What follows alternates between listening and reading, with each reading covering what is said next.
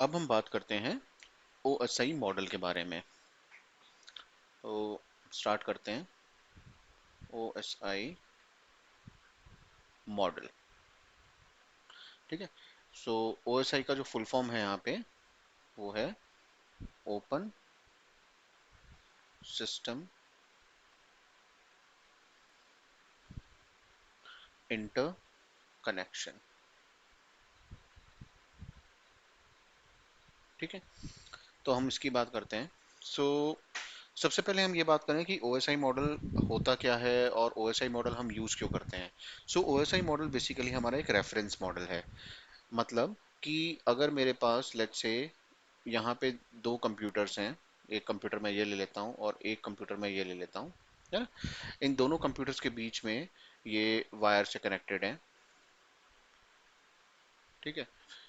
तो ये वायर से कनेक्टेड है। अब इनके बीच में, इन दो कंप्यूटर्स के बीच में कम्युनिकेशन किस तरीके से होगा वो ओएसआई मॉडल में डिफाइन किया हुआ है ना। तो जैसे मान लेते हैं ये मेरे पास जो है ये कंप्यूटर ए है और ये मेरे पास जो है ये कंप्यूटर बी है। अब इनके बीच में कम्युनिकेशन कैसे होगा, हमने कंप्यूटर्स ले लिए, हमने उसको वायर के थ्रू कनेक्ट भी कर दिया। अब कम्युनिकेशन होगा कैसे, तो वो कम्युनिकेशन होता है with the help of OSI reference model. मतलब ओएसआई के अंदर ये बताया गया है, ओएसआई मॉडल के अंदर ये बताया गया है कि कैसे दो मशीन्स के बीच में हमारा कम्युनिकेशन एक्चुअल में होता है, इंटरनल प्रोसेस उसकी क्या होती है। हमें करना क्या होता है बेसिकली, यहाँ पे हमको डाटा ट्रांसफर करना होता है। ठीक है। ए से बी को डेटा ट्रांसफर करना हो सकता है या बी से ए को डेटा ट्रांसफर करना हो सकता है। ठीक है। तो ये कैसे होगी, कैसे चीज़ें होंगी, ये सारी चीज़ें हम समझेंगे अभी। तो बेसिकली ओएसआई मॉडल में हमारे पास अलग अलग लेयर्स होती हैं। ठीक है। तो जैसे अगर मैं बात करूं मेरे पास कौन कौन सी लेयर हैं इसमें, तो अभी आप इसमें लिख लें। बेसिकली ओएसआई मॉडल को हमने लेयर्स में बांटा हुआ है। ठीक है। 7 लेयर्स में बटी हुई है ओएसआई लेयर, ओएसआई मॉडल हमारा। तो जैसे है हमारे पास एप्लीकेशन लेयर। ठीक है। दूसरे नंबर पे हम ले लेते हैं प्रेजेंटेशन लेयर, फिर सेशन लेयर, फिर हमारे पास है ट्रांसपोर्ट लेयर,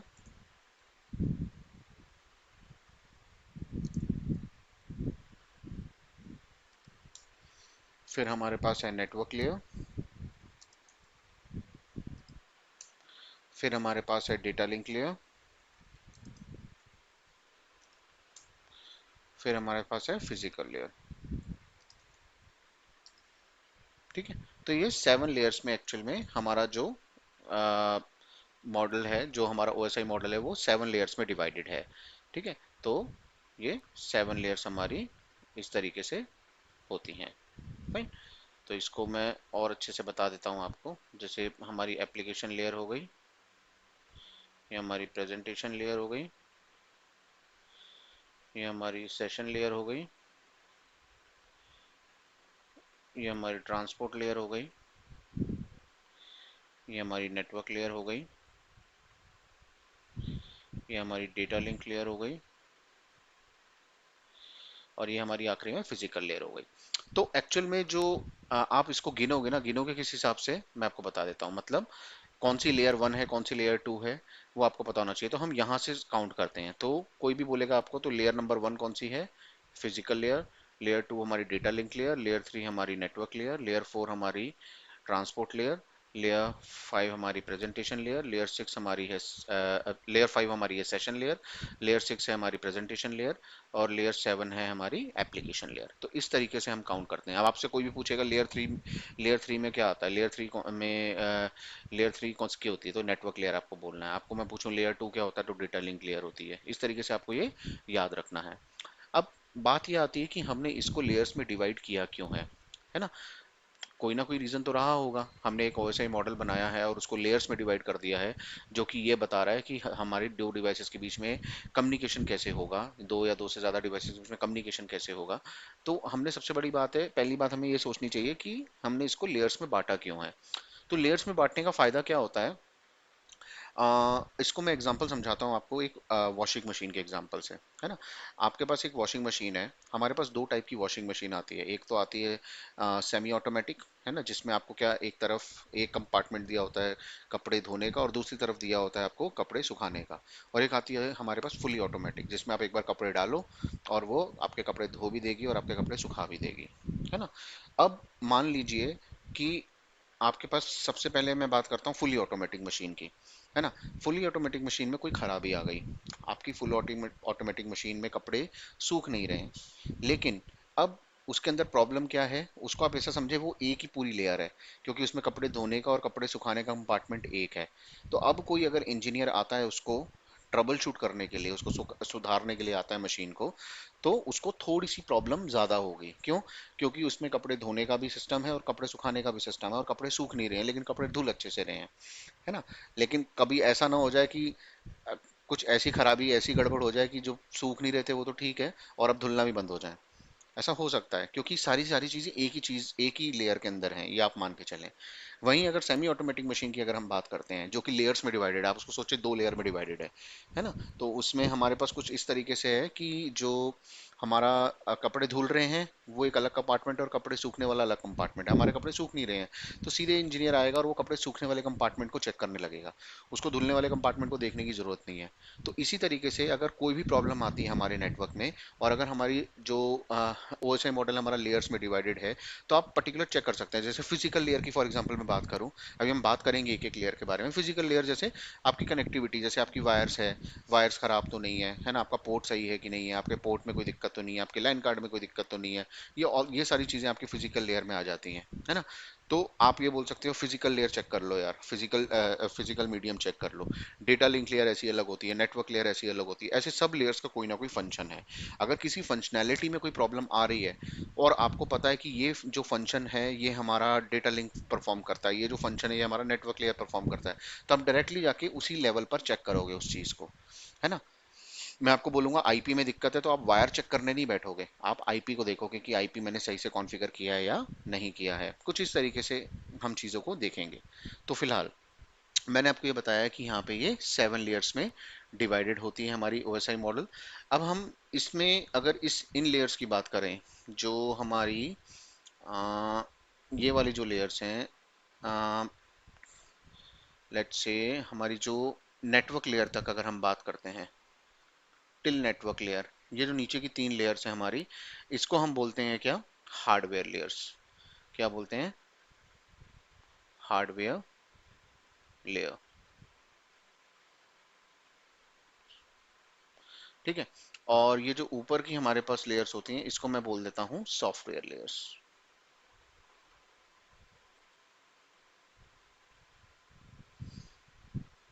ठीक है। तो हमारा जो मेन फोकस रहता है ना, वो कौन सी लेयर्स पे रहेगा, मेनली हमारा फोकस रहेगा इन लेयर्स के ऊपर। ठीक है, अवर मेन फोकस जो रहेगा, जो हम ज्यादा से ज्यादा बात करेंगे वो इन लेयर्स के बारे में बात करेंगे, क्योंकि ऊपर की जो 3 लेयर्स है ना, application layer, presentation layer, session layer, ये लेयर्स ऐसी हैं जो कि एक प्रोग्रामर यूज करते हैं, है ना, सॉफ्टवेयर प्रोग्रामर्स वगैरह यूज करते हैं। लेकिन एज ए नेटवर्क इंजीनियर का हम बात करें तो हम इन इन लेयर्स के बारे में मेनली बात करेंगे। ठीक है। इनके बारे में भी हम पढ़ेंगे, इनका मतलब क्या होता है इसके बारे में मैं बताऊंगा आपको, लेकिन जो ज्यादा डिस्क्रिप्शन हम देखेंगे वो इन लेयर्स का भी देखेंगे। ठीक है, लेयर नंबर 1 से लेकर 4 तक का। अब ये जो लेयर्स होती है ना, ये लेयर्स सभी डिवाइसेस में मौजूद होती हैं, है ना। अब डिवाइसेस के बारे में हम पहले बात कर चुके हैं, जैसे राउटर्स हो गए, स्विचेस हो गए, ठीक है, आपके कंप्यूटर हो गया, है ना। तो कोई भी डिवाइस है तो सभी में 7 लेयर प्रेजेंट होती है। ठीक है। अगर जो बच्चे नए हैं उनको नहीं पता होगा, अगर कोई किसी ने थोड़ा बहुत काम किया है तो उनको ये पता है कि फॉर एग्जांपल जो हमारी नेटवर्क लेयर है, मतलब जो राउटर है, वो हम बोलते हैं लेयर 3 डिवाइस है, लेयर 3 तक वर्क करता है। लेकिन एक्चुअल में राउटर में भी टिल लेयर 7 तक हमारे पास पूरा, टिल लेयर 7 तक सारी चीज़ें मौजूद रहती हैं। ठीक है, ऑफ कोर्स वो काम करता है लेयर 3 तक, लेकिन उसमें लेयर 7 तक की प्रोसेसिंग की क्षमता है। ठीक है। तो हम ये बोल सकते हैं कि ये लेयर्स सभी डिवाइसेस में मौजूद रहती हैं, आपके कंप्यूटर सिस्टम में भी रहेंगी और आपके राउटर्स में भी रहेंगी, स्विचेस में भी रहेंगी, सभी में ये आपको मिलेंगी लेयर 7 तक।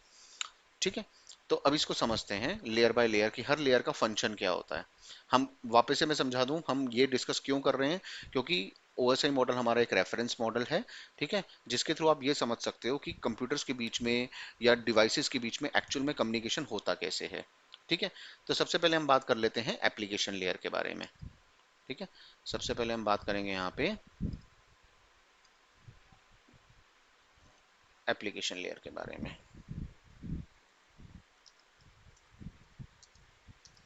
तो एप्लीकेशन लेयर के बारे में सबसे पहले अगर हम बात करें तो इसमें आप सबसे पहला पॉइंट ये लिख सकते हैं, user works in this layer. User works in user works in this layer. इस लेयर पे कौन काम करता है? यूजर काम करता है। ठीक है, इसका क्या मतलब है अभी समझते हैं। ठीक है, और इसमें एक और पॉइंट लिख लें, all application all applications works in this layer. For example, जैसे मैं एग्जाम्पल ले लेता हूँ यहाँ पे, वेब ब्राउजर।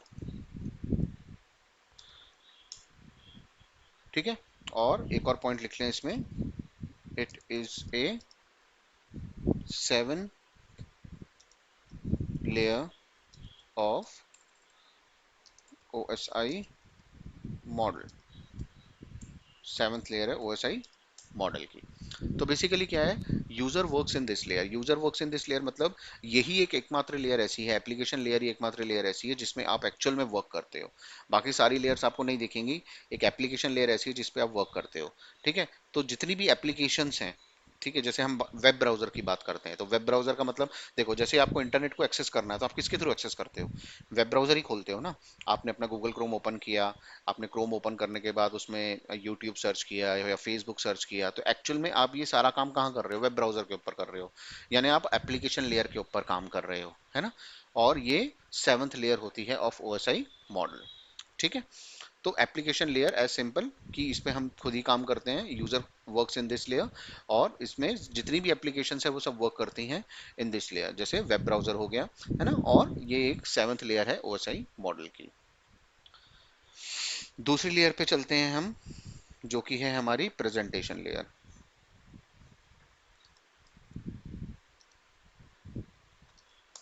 अब प्रेजेंटेशन लेयर में इसमें आप लिख लें, it is a 6th layer of OSI model. ठीक है, ये एक 6th लेयर है ओएसआई मॉडल की। उसके बाद it is responsible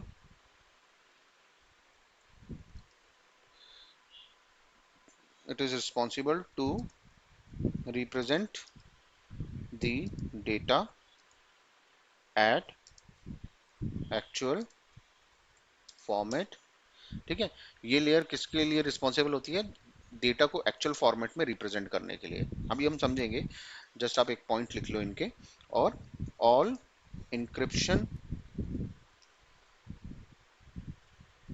decryption, compression, decompression are done in this layer। ठीक है, तो देखो, इसको समझते हैं हम प्रेजेंटेशन लेयर को।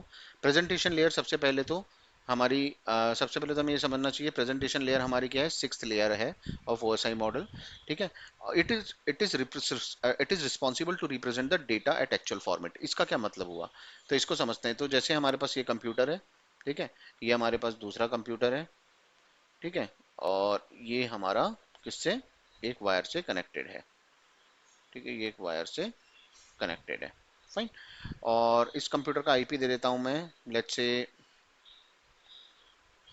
इसका दे दिया मैंने आईपी 10.1.1.1, और इसका आईपी दे दिया मैंने 10.1.10.1.1.2।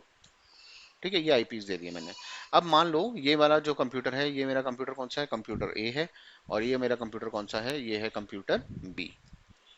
ठीक। अब मान लो कंप्यूटर बी को कोई फाइल ट्रांसफर करनी है।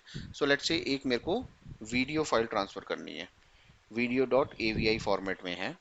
ठीक है, वीडियो फाइल ट्रांसफर करनी है। अब जब ये फाइल ट्रांसफर होगी तो एक्चुअल में डेटा कहाँ से कहाँ कहाँ पर जाएगा, ए से बी पे डेटा ट्रांसफर होगा। अब जब ए से बी पे डेटा ट्रांसफर होगा तो कंप्लीट एवीआई फाइल तो नहीं चली जाएगी। अब वीडियो फाइल हो सकती है बढ़िया, मान लो आपकी 500 एमबी की फाइल है, तो 500 एमबी की फाइल एकदम से तो नहीं चली जाएगी। वो किसके फॉर्म में जाती है, 0101 के फॉर्म्स में जाती है, यानी बिट्स के फॉर्म में जाती है। तो आपकी जो ये एवीआई फाइल है, जो जो कि ये वीडियो फाइल है, ये किस में कन्वर्ट होगी, बिट्स में कन्वर्ट होगी। और 0101101101 कुछ इस तरीके से इस फॉर्मेट में बी पे जाएगी। अब ये हो सकता है ना कि जब ये बिट्स के फॉर्म में जा रही है तो बिट्स के फॉर्म में जाने के बाद बी पर एग्जैक्ट फॉर्मेट पे बी को डेटा मिलना चाहिए। मतलब हो सकता है कि हमारा टुकड़ों में डेटा जा रहा है। देखो जैसे आप सामान शिफ्ट करते हो, है ना, फॉर एग्जांपल मैं एक एग्जांपल ले रहा हूँ। जैसे आप मान लो आपको घर शिफ्ट करना है अपना एक जगह से दूसरी जगह, तो ऐसा तो है नहीं कि पूरा का पूरा घर का सामान मतलब पूरा का पूरा घर उठा के आप ले जाओगे, ऐसा तो होता नहीं है। आप क्या करते हो, आपका जो सामान है उसको छोटे छोटे टुकड़ों में बांटते हो और फिर भेजते हो। अब हो सकता है आपका, मान लो आपने तीन ट्रक करे, बहुत सारा सामान है आपके पास, है ना। अब मान लो आपका बेड पहले नहीं पहुंचा लेकिन गद्दा पहले पहुंच गया। अब गद्दे को बिछाएंगे कहाँ, क्योंकि बेड तो है नहीं, है ना। तो आपको क्या करना पड़ेगा, रिसीवर एंड पर आपने ट्रांसमिट तो कर दिया, आपने बेड भी भेज दिया था और आपने गद्दा भी भेज दिया, वो अलग अलग ट्रक में आ रहा है, लेकिन जो बेड है वो अभी तक आपके पास नहीं पहुंचा, लेकिन गद्दा आपके पास पहुंच गया, है ना। तो उस टाइम पे क्या होगा, आपको रिसीवर एंड पे इंतजार करना पड़ेगा। आप इंतजार करोगे कि यार वो वाला ट्रक आ जाए पहले, ताकि मैं बेड उतारूं और बेड उतारने के बाद मैं अपना गद्दा रख पाऊं उस पे, है ना। तो इस तरीके से ही यहाँ पे क्या होता है कि जब ट्रांसफर होता है डेटा, तो चंक्स के फॉर्म में ट्रांसफर होता है। तो हो सकता है कोई चंक पहले पहुंच जाए, कोई चंक बाद में पहुंचे, है ना। तो यहाँ पर रिसीविंग एंड पे हमको सेम सेम वीडियो फाइल मिलनी चाहिए, सेम एवीआई फाइल मिलनी चाहिए, है ना। ऐसा नहीं होना चाहिए कि यहाँ पे आपने एवीआई फाइल भेजी है, यानी आपने यहाँ से आपने वीडियो फाइल भेजी और यहाँ पे आपको वो ऑडियो में कन्वर्ट हो गई, ऐसा तो नहीं होता कभी भी, है ना। तो ये किसकी रिस्पॉन्सिबिलिटी होती है, ये प्रेजेंटेशन लेयर की रिस्पॉन्सिबिलिटी होती है कि जब भी आप डेटा आप रिप्रेजेंट करोगे तो उसको आप एक्चुअल फॉर्मेट में रिप्रेजेंट करोगे रिसीवर एंड पे, है ना। तो ये रिस्पॉन्सिबिलिटी किसकी होती है, प्रेजेंटेशन लेयर की। अब ये कैसे होता है ये हमें जानने की आवश्यकता नहीं है, सिर्फ मैंने आपको एक ब्रीफ बता दिया कि प्रेजेंटेशन लेयर का वर्क क्या है, कि it is responsible to represent the data at actual format. साथ ही साथ जो हमारी प्रेजेंटेशन लेयर होती है वो इंक्रिप्शन का, डिक्रिप्शन का, कंप्रेशन का, डीकंप्रेशन का भी काम करती है।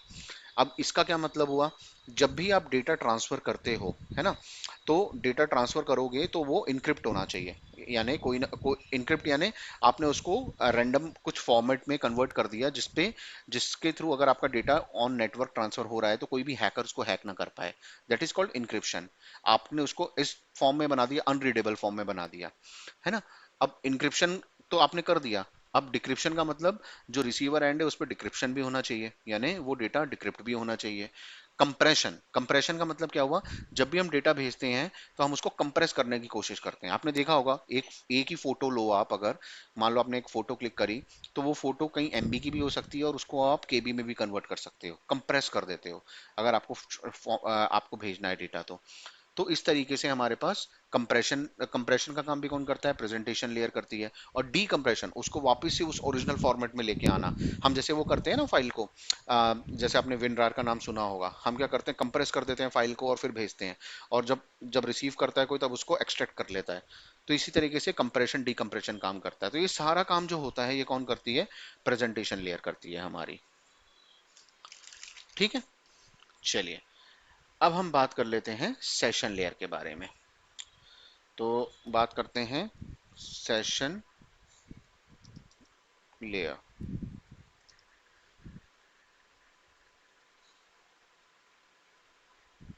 तो सेशन लेयर के बारे में बात कर लेते हैं। तो इसमें आप लिखें,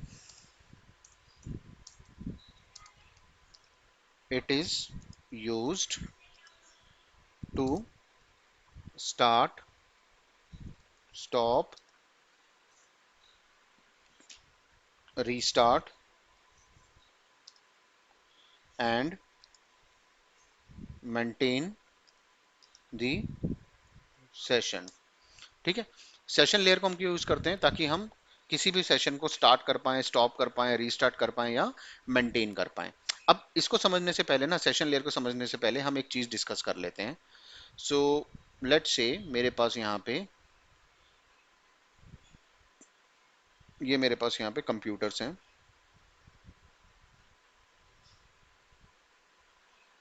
और ये मान लेते हैं एक स्विच से कनेक्टेड है। ये मेरे पास क्या है, एक स्विच है। तो सारे कंप्यूटर्स इस स्विच से कनेक्टेड हैं कुछ इस तरीके से।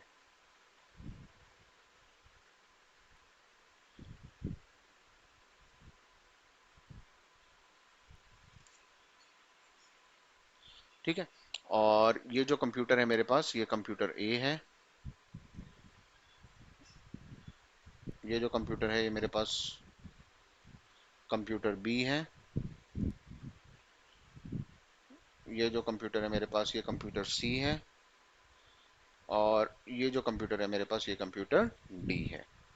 और ये जो है मेरे पास, ये क्या है, ये मेरे पास स्विच है। ठीक है, तो कुछ इस तरीके से हमारे कंप्यूटर्स कनेक्टेड हैं, है ना। अब कनेक्टेड होने के साथ साथ अब हम इसमें डिस्कस करते हैं कुछ चीजें, कनेक्टेड हैं। ठीक है, तो अब क्या होता है यहाँ पे एक्चुअल में, बेसिकली हमारे पास जब हम कंप्यूटर्स को कनेक्ट करते हैं और डेटा ट्रांसफर करते हैं, तो वो कोई ना कोई टेक्नोलॉजी पे काम कर रहे होते हैं। ठीक है, तो जिसको हम क्या बोलते हैं, ये क्या है, बेसिकली हमारे एक लैन में कंप्यूटर कनेक्टेड है, लोकल एरिया नेटवर्क में। तो लोकल एरिया नेटवर्क में कनेक्टेड है, तो यहाँ पे क्या, एक लैन टेक्नोलॉजी यूज हो रही होती है डेटा को ट्रांसफर करने के लिए। ठीक है, तो लैन टेक्नोलॉजी बेसिकली क्या करती है, इसमें आप लिख लो, हेल्प डिवाइसेस टू कम्युनिकेट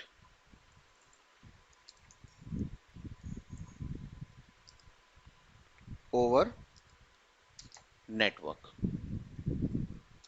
ठीक है, नेटवर्क में डिवाइसेस को हेल्प करती है, ठीक है, कम्युनिकेट करने के लिए। मान लो अगर ए को कंप्यूटर डी से बात करनी है, ठीक है, तो ये कम्युनिकेशन कैसे कैसे हो पाएगा, लैन टेक्नोलॉजी का यूज करके। अब लैन टेक्नोलॉजी हमारे पास डिफरेंट डिफरेंट टाइप की है।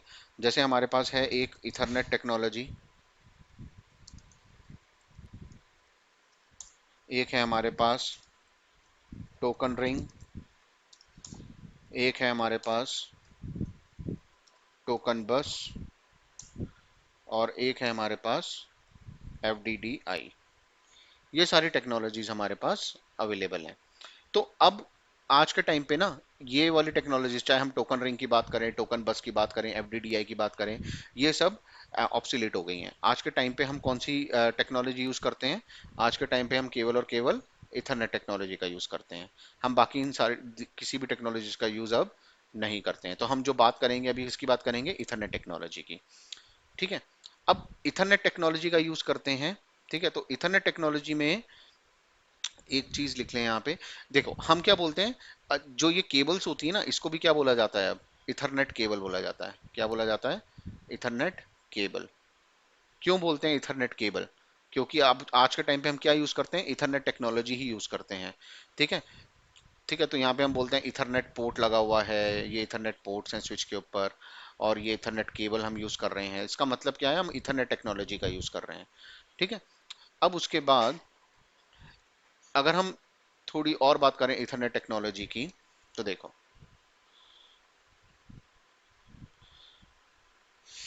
नाउ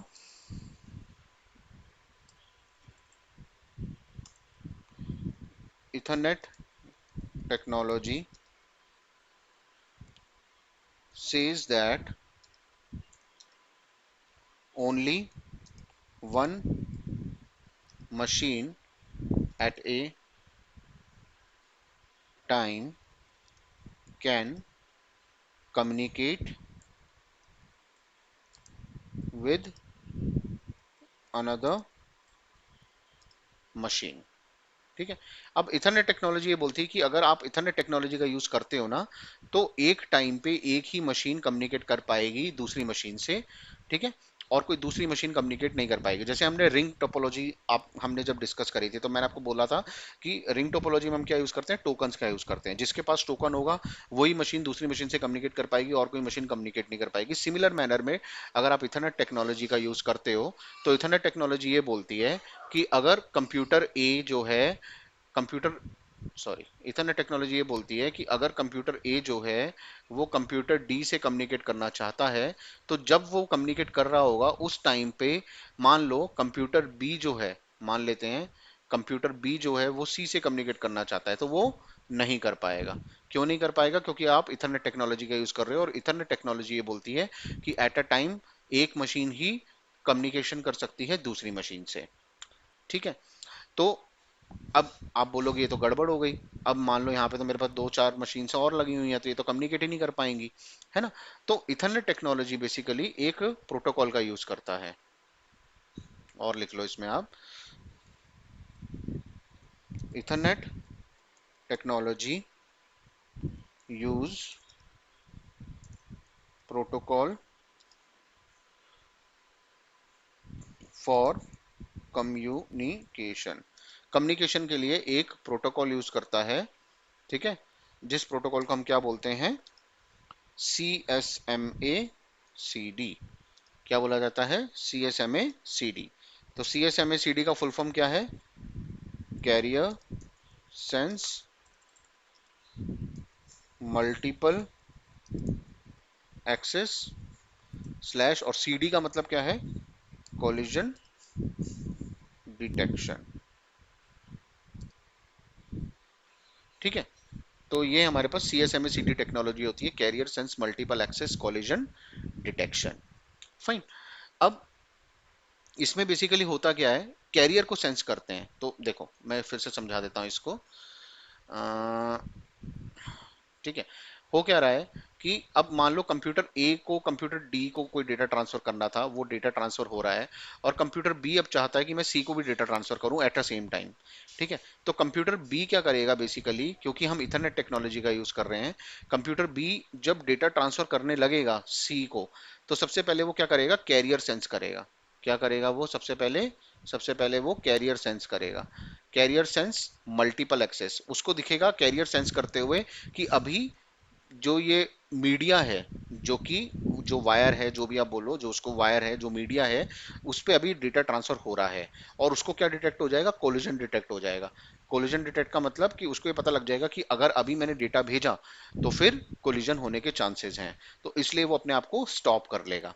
ठीक है, तो इस प्रोटोकॉल का यूज करता है इथरनेट। ठीक है, तो फिर से हम देख लेते हैं। अगर आपको कंप्यूटर ए से कंप्यूटर डी पे डेटा भेजना है और आप इथरनेट टेक्नोलॉजी का यूज कर रहे हो, तो इथरनेट टेक्नोलॉजी ये बोलती है कि जब आप एक कंप्यूटर से दूसरे कंप्यूटर पे डेटा भेज रहे हो उस टाइम पे कोई दूसरे कंप्यूटर्स आपस में कम्युनिकेट नहीं कर पाएंगे उस नेटवर्क पे। ठीक है, और इथरनेट टेक्नोलॉजी कौन से प्रोटोकॉल का यूज करती है? C S M A C D. कैसे नहीं कर पाएंगे? क्योंकि हर जो कंप्यूटर होगा वो कैरियर सेंस करेगा, और उसको अगर दिखेगा कि डेटा अभी ट्रांसफर हो रहा है मीडिया के ऊपर, तो वो कोलिजन ना हो जाए, इसलिए वो अपने वो क्या करेगा? अपने आप को सेव करने के लिए डेटा ट्रांसफर करना भी थोड़ी देर के लिए स्टॉप कर देगा, या थोड़ी देर के लिए अभी डेटा ट्रांसफर नहीं करेगा। और फिर थोड़ी देर बाद फिर वापस से कंप्यूटर बी जो है चेक करेगा कि अब मीडिया खाली हुआ कि नहीं हुआ। सिमिलरली इसको एक सिंपल एग्जांपल से समझें। ठीक है, कि आपके पास एक कार है, और कार और एक एक रोड है, और उस रोड पे केवल एक ही कार चल सकती है। कुछ ऐसी जगह पे आप पहुंच गए जहां पे एक ही कार उस रोड पे जा पाएगी। ठीक है, और दो कारें आ गई अब एक साथ। ठीक है, तो अब जो पहली कार है वो जा रही है वहां से, और दूसरी कार को वेट करना पड़ेगा कब तक? जब तक वो जो रोड है वो खाली नहीं हो जाता, उसको जाने की जगह नहीं मिल जाती। सिंपलली इसी तरीके का काम होता है।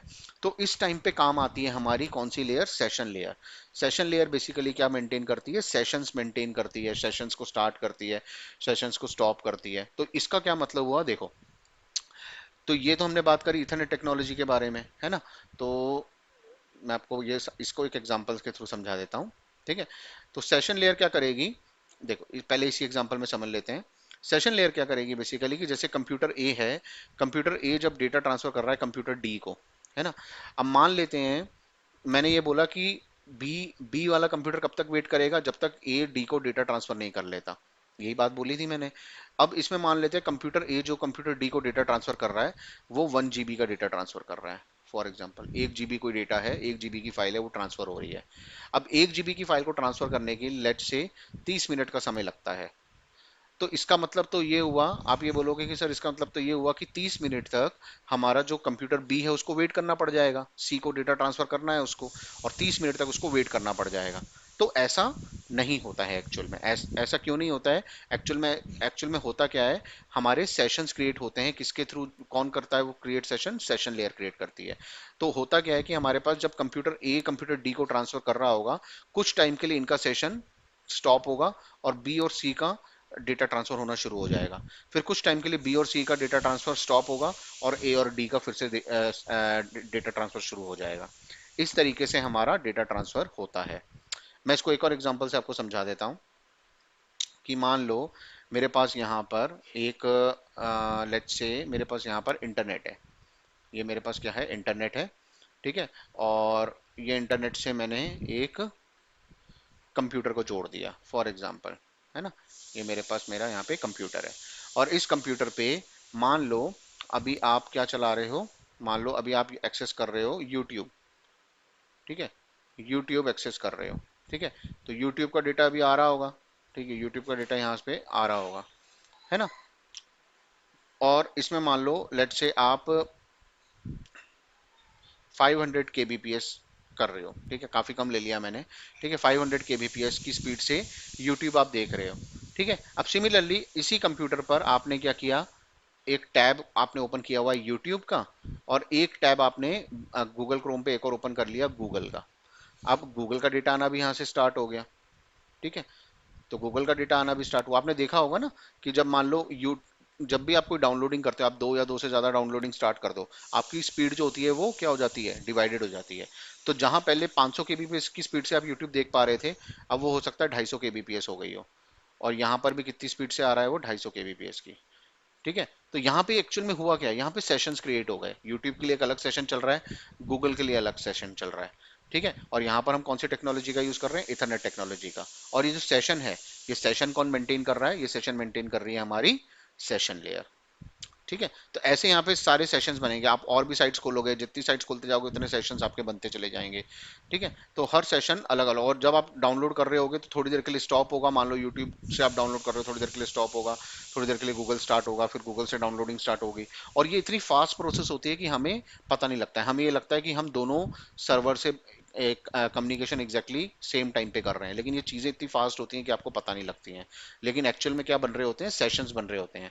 तो सेशन को स्टॉप करने का काम, सेशन को स्टार्ट करने का काम, सेशन को रीस्टार्ट करने का काम, मेंटेन करने का काम, ये कौन करता है? हमारी सेशन लेयर करती है। ठीक है। चलिए अब आगे देखते हैं। अब हम बात करते हैं ट्रांसपोर्ट लेयर के बारे में। तो शुरू करते हैं हम ट्रांसपोर्ट लेयर। ठीक है। अब ट्रांसपोर्ट लेयर की बात करें तो ट्रांसपोर्ट लेयर बेसिकली क्या क्या फंक्शंस हमको प्रोवाइड करते हैं। जैसे ट्रांसपोर्ट लेयर हमको प्रोवाइड करती है सेगमेंटेशन। सेगमेंटेशन ट्रांसपोर्ट लेयर हमको प्रोवाइड करती है sequencing.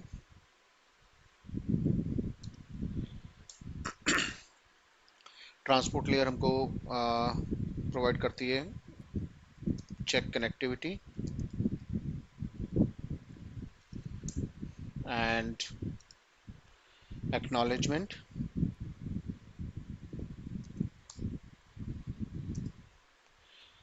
Windowing and flow control.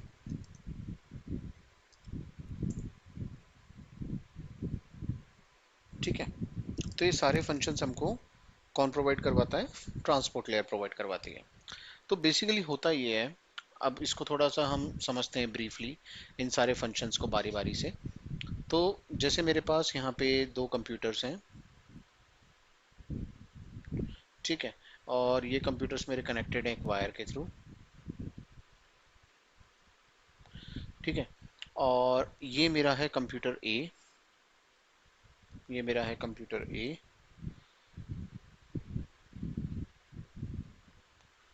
और ये मेरा है कंप्यूटर बी। ठीक है, अब लेट्स से हम ये मानते हैं,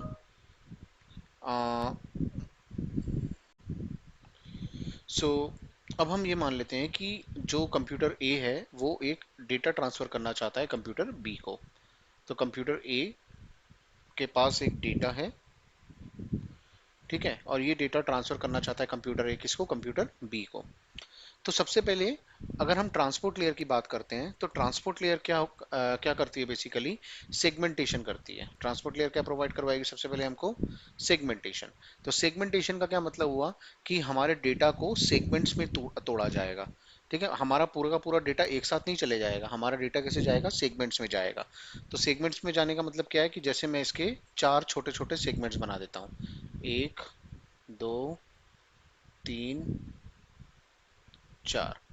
ठीक है, ये चार सेगमेंट्स बना दिए मैंने, और हर सेगमेंट में ये सेगमेंट बनाया मैंने, और यहाँ पे मैं कुछ इस तरीके से लिख लेता हूँ, डी ए टी ए। ये मैंने कुछ एग्जांपल ले लिया। ठीक है, ये सेगमेंट्स में कुछ ना कोई डेटा है, और ये कंप्लीट सेगमेंट बन के हमारा क्या बनेगा, एक डेटा बनेगा। ठीक है, तो सबसे पहला काम क्या होगा, अगर ए को डेटा भेजना है बी को, तो सबसे पहले सेगमेंटेशन करेगा ट्रांसपोर्ट लेयर। तो सेगमेंटेशन करेगा मतलब डेटा को टुकड़ों में बांटेगा, सेगमेंट्स में बांटेगा। अब सेगमेंट्स के बाद हमारा ट्रांसपोर्ट लेयर सीक्वेंसिंग भी करती है। सीक्वेंसिंग का मतलब क्या हुआ कि यहाँ पर डेटा को सीक्वेंस नंबर प्रोवाइड किया जाएगा हर सेगमेंट को। तो जैसे सेगमेंट नंबर 1 ये हो गया, सेगमेंट नंबर 2 ये हो गया, सेगमेंट नंबर 3 ये हो गया, सेगमेंट नंबर 4 ये हो गया। ये सीक्वेंसिंग भी प्रोवाइड की जाती है। कौन प्रोवाइड करवाता है, ये ट्रांसपोर्ट लेयर। ठीक है, तो पहला हमारा पास डेटा था, डेटा को सबसे पहले हमने सेगमेंट्स में बांटा, और सेगमेंट्स में बांटने के बाद हर सेगमेंट को मैंने सीक्वेंस नंबर प्रोवाइड करवा दिया। ठीक है, अब हम बात करते हैं चेक कनेक्टिविटी के बारे में। तो सबसे पहले हमारे पास ये सारा काम हो गया, हमने डेटा था, डेटा को हमने सेगमेंट्स में बांट दिया, और सेगमेंट्स में बांटने के बाद हमने सीक्वेंसिंग नंबर और सीक्वेंस नंबर असाइन कर दिए हर सेगमेंट को। अब हम बात करते हैं चेक कनेक्टिविटी की। तो चेक कनेक्टिविटी का मतलब क्या हुआ, सबसे पहले ट्रांसपोर्ट लेयर की अगर हम बात करते हैं तो ट्रांसपोर्ट लेयर पे हम जब भी डेटा ट्रांसफर करते हैं तो डायरेक्टली डेटा ट्रांसफर करना शुरू नहीं कर देते। हम सबसे पहले क्या करते हैं, कनेक्टिविटी चेक करते हैं कि सामने वाली जो मशीन है वो सामने वाली मशीन को हम रीच कर पा रहे हैं या नहीं कर पा रहे हैं। तो कनेक्टिविटी चेक करने के लिए हम बेसिकली क्या करते हैं, एक सिन पैकेट सबसे पहले भेजते हैं। क्या भेजते हैं, एक सिन पैकेट। ठीक है, तो एक हम सिन पैकेट यहाँ से भेजेंगे। ठीक है, सिन पैकेट।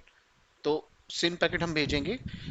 तो सिन का मतलब क्या होगा कि जैसे हम फॉर एग्जांपल टेलीफोन पे किसी से बात करते हैं, तो टेलीफोन पे बात करते हो ऐसा तो नहीं है ना कि आपने किसी को भी फोन लगाया और आपने अपना जो भी आपको बोलना है वो बोलना शुरू कर दिया। आप सबसे पहले हेलो बोलते हैं। ठीक है, आप कंफर्म करते हैं कि आप यही शख्स बोल रहे हैं या नहीं बोल रहे हैं। तो इसी तरीके से यहाँ पे हम सिन पैकेट भेजते हैं। सिन पैकेट भेजने के बाद जो हमारा कंप्यूटर बी है, ठीक है, अभी तक देखो, अभी तक हमारा डेटा गया नहीं है। अभी हमने सबसे पहले सिन पैकेट भेजा है, सिन पैकेट भेजने के बाद जो बी है उसने हमको रिप्लाई किया। तो सिन पैकेट भेजने के बाद उसने रिप्लाई के साथ साथ सिन भी भेजेगा, वो भी हेलो बोलेगा सामने से। तो उसने भी एक सिन पैकेट भेजा, प्लस उसने क्या भेजा, एक्नॉलेजमेंट भेजा। ठीक है, ये जो एक्नॉलेजमेंट हो रहा है ये बीसी में आ रहा है।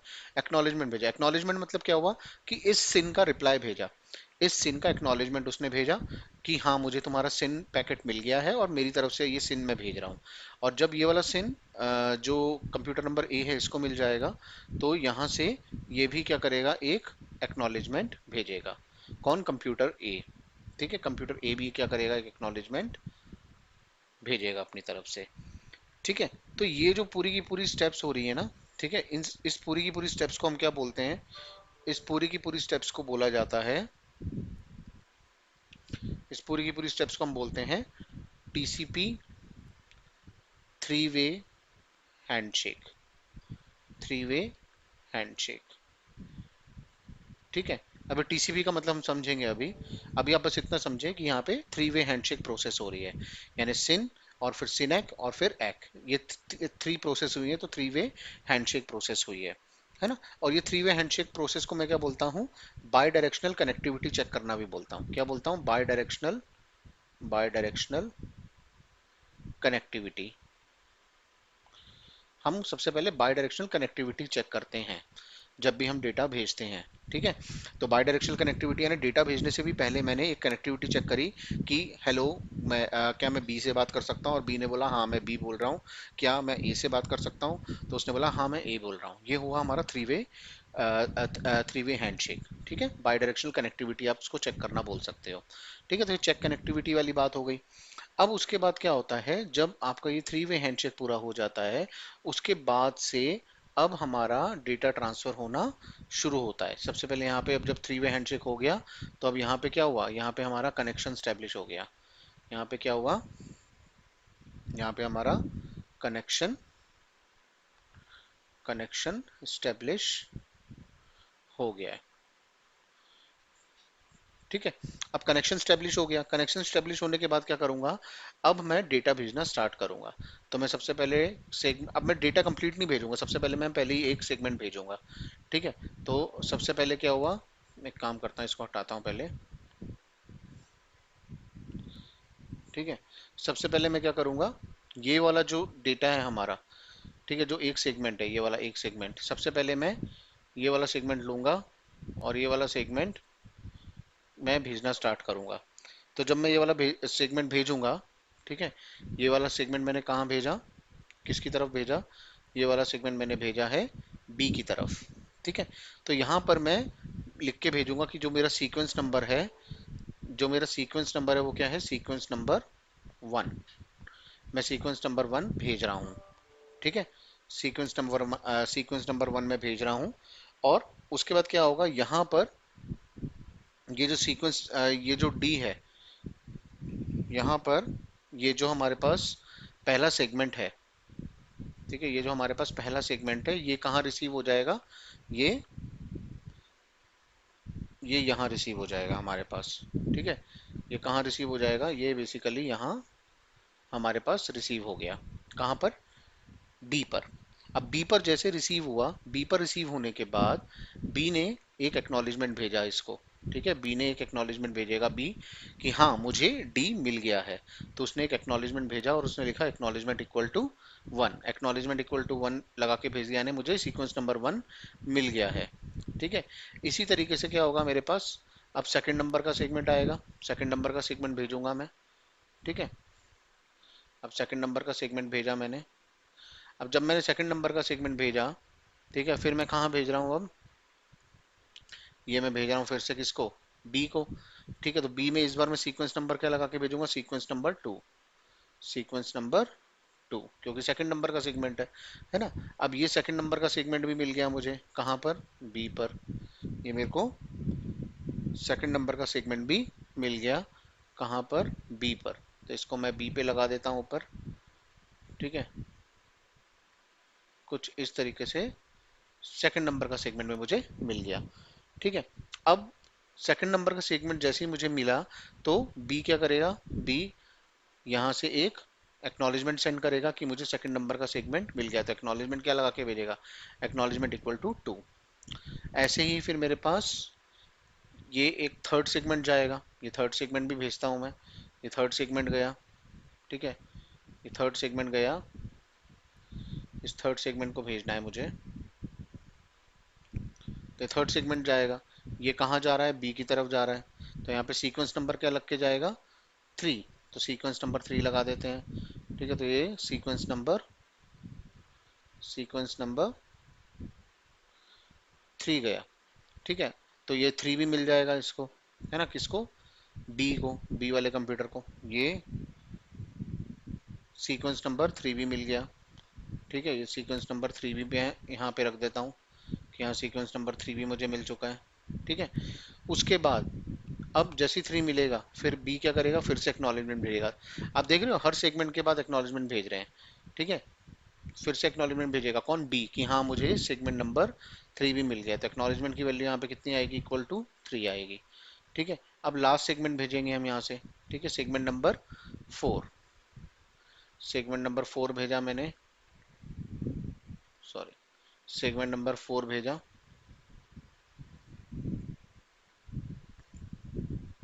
ठीक है, सेगमेंट नंबर 4 यहाँ भेज देता हूँ।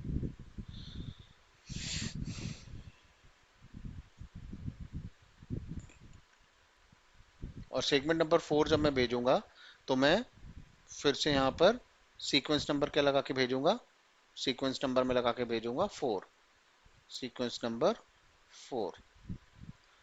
ठीक है, और सीक्वेंस नंबर 4 भेजूंगा तो यहाँ पर जैसे ही मिलेगा तो ये हमारा कहाँ चले जाएगा, बी पे। ये बी पे मिल गया हमको। ठीक है, तो ये हमारा जो डेटा है, ये कंप्लीट डेटा हमको यहाँ पे मिल गया। ठीक है, और जैसे ही ये 4 मिलेगा तो बी क्या करेगा, वापस से एक एक्नॉलेजमेंट भेजेगा, एक्नॉलेजमेंट नंबर 4 भेजेगा कि हाँ मुझे मिल गया है, यहाँ पर ये वाला डेटा मुझे यहाँ पे मिल गया, तो एक्नॉलेजमेंट इक्वल टू 4 भेजेगा।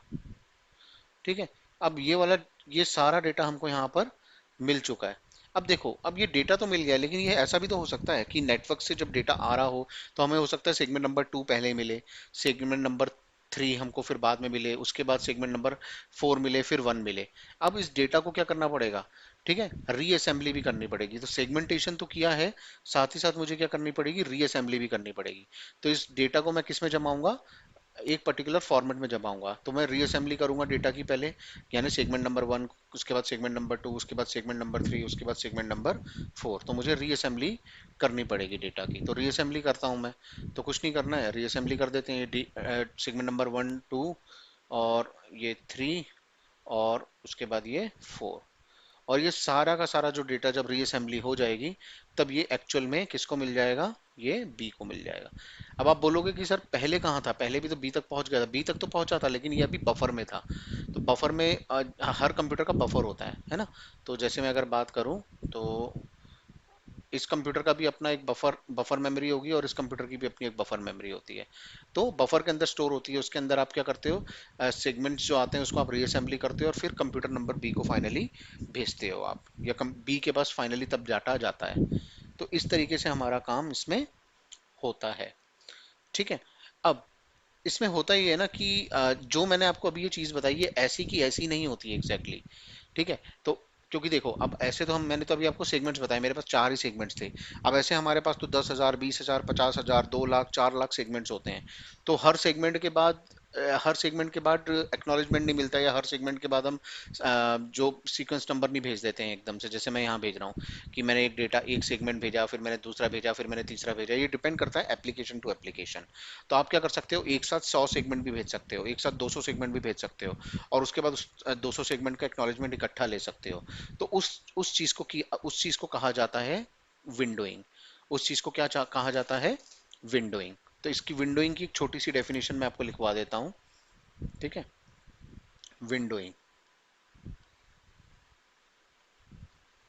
ठीक है, तो विंडोइंग का क्या मतलब है, sending sending multiple number sending multiple number of segments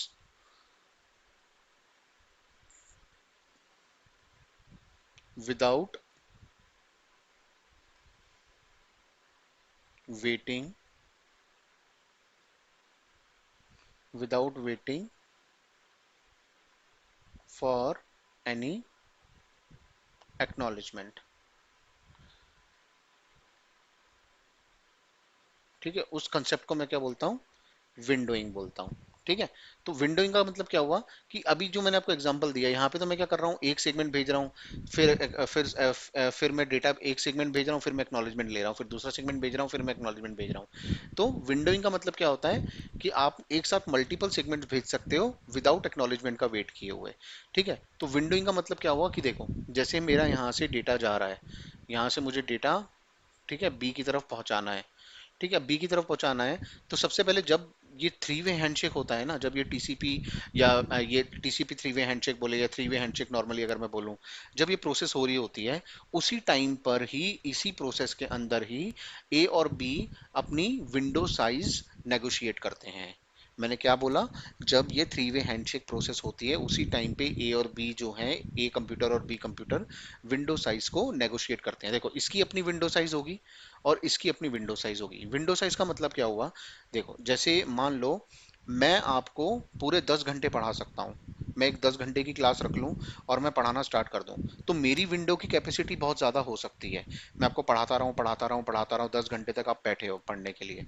लेकिन हो सकता है एक टाइम ऐसा आए, 2 घंटे बाद 3 घंटे बाद आप चीज़ों को कैच ही नहीं कर पा रहे हो, यानी आपकी विंडो साइज कम है।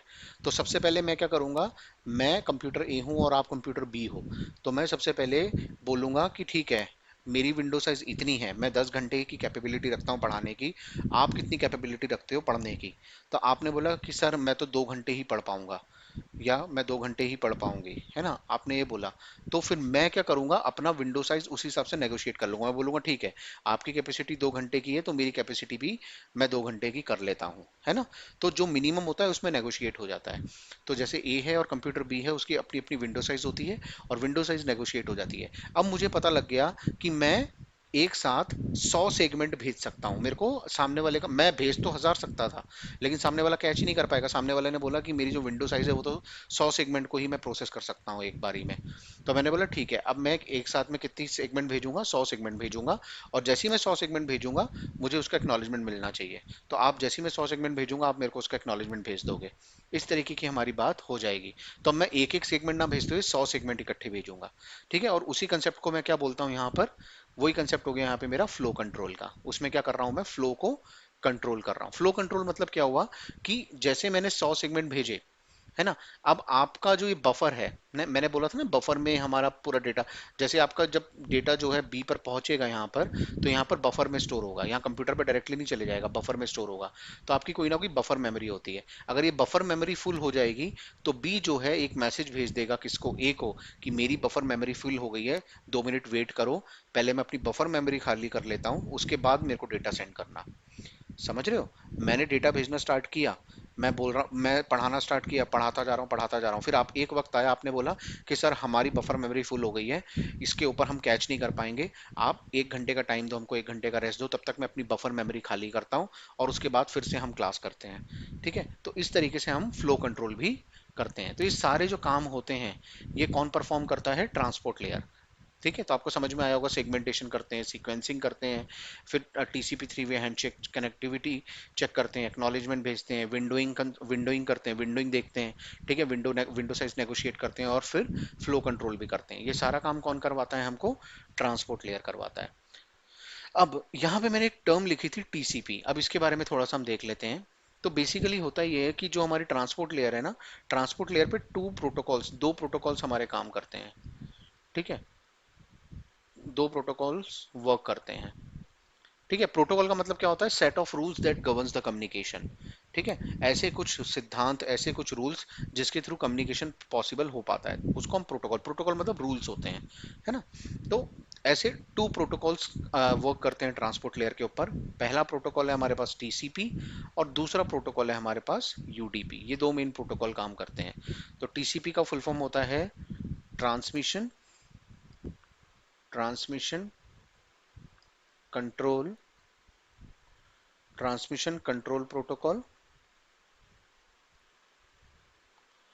और यूडीपी होता है हमारे पास user datagram user datagram protocol. ठीक है, तो ये दो टाइप के प्रोटोकॉल्स होते हैं। तो एक टीसीपी होता है ट्रांसमिशन कंट्रोल प्रोटोकॉल, और एक यूडीपी होता है यूजर डेटाग्राम प्रोटोकॉल।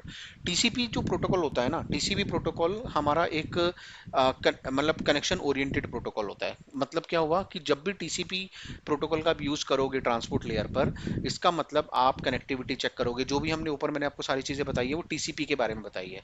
आप कनेक्टिविटी चेक करोगे, फिर आप सेगमेंट्स, नंबर ऑफ सेगमेंट्स भेजोगे, फिर वहां से आप एक्नॉलेजमेंट लोगे, फिर दोबारा सेगमेंट्स भेजोगे। तो ये पूरी प्रॉपरली चीजें जो चल रही थी, जो मैंने अभी आपको बताई, ये मैंने बात करी थी टीसीपी के बारे में, इसलिए मैंने ऊपर आपको लिखा हुआ भी था कि ये जो होता है, ये टीसीपी थ्री वे हैंडशेक होता है, इसलिए इसको बोलते हैं टीसीपी थ्री वे हैंडशेक। सबसे पहले हम कनेक्टिविटी चेक कर रहे हैं। ठीक है, और एक प्रोटोकॉल होता है यूडीपी।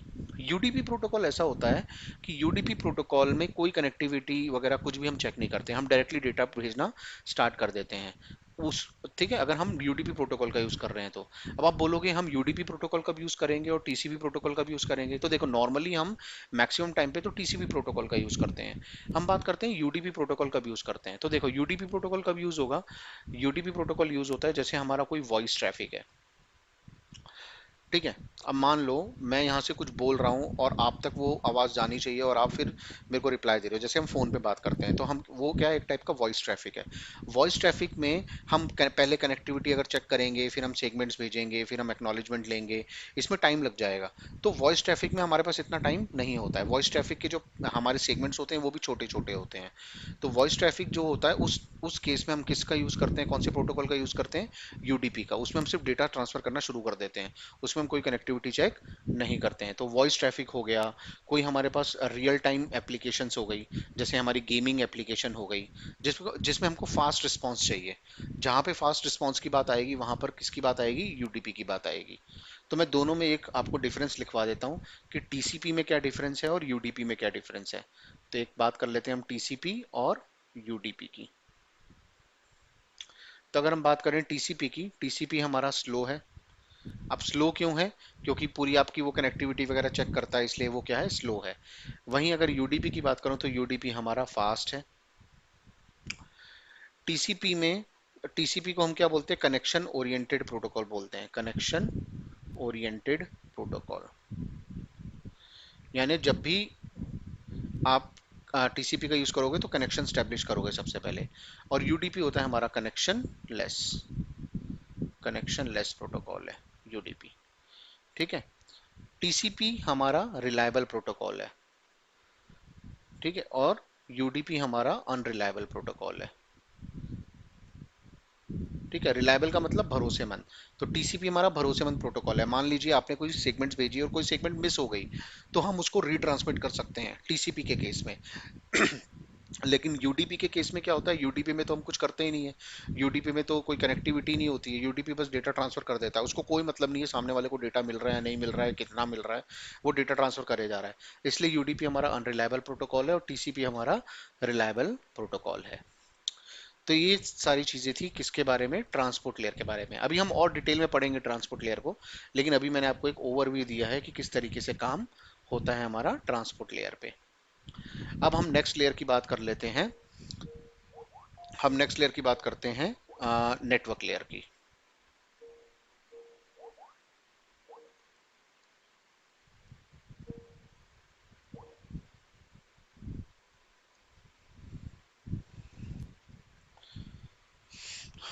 ठीक है। तो अगर हम नेटवर्क लेयर की बात करें तो इसमें आप लिख लें कुछ पॉइंट्स।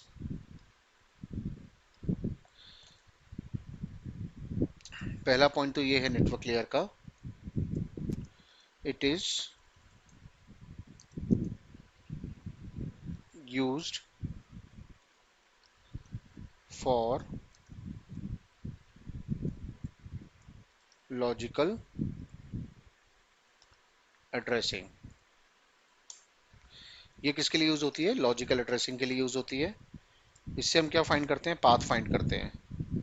पाथ फाइंडिंग के भी यूज में आती है नेटवर्क लेयर, और डिटर्मिनेशन के भी काम में आती है। इसको हम समझते हैं, हम तीनों पॉइंट्स को, इसका क्या मतलब है। तो देखिए, ठीक है, तो ये मैंने लिखाया है नेटवर्क लेयर। एक तो it is use for logical addressing. Logical addressing मतलब क्या होता है, आईपी एड्रेसिंग जो हम करते हैं ना, वो हम नेटवर्क लेयर पे करते हैं। यानी जो आईपीज हमारे काम करते हैं वो कौन सी लेयर पे काम करते हैं, नेटवर्क लेयर पे काम करते हैं, ठीक है। तो इसमें हम समझते हैं इसको, जैसे मेरे यहाँ पे कुछ कंप्यूटर्स लगे हुए हैं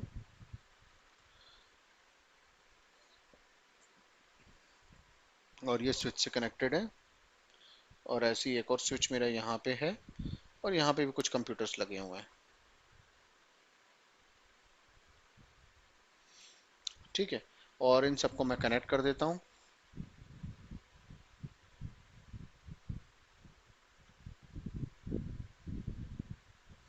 इसी तरीके से इस स्विच के साथ ये कंप्यूटर्स कनेक्टेड हैं।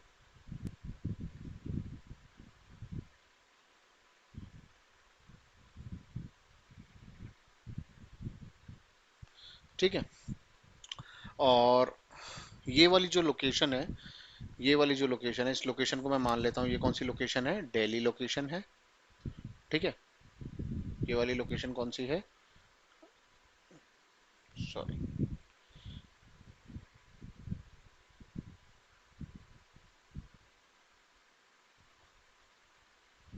ये वाली जो लोकेशन है पूरी की पूरी कौन सी लोकेशन है, दिल्ली लोकेशन है। और ये वाली जो लोकेशन है,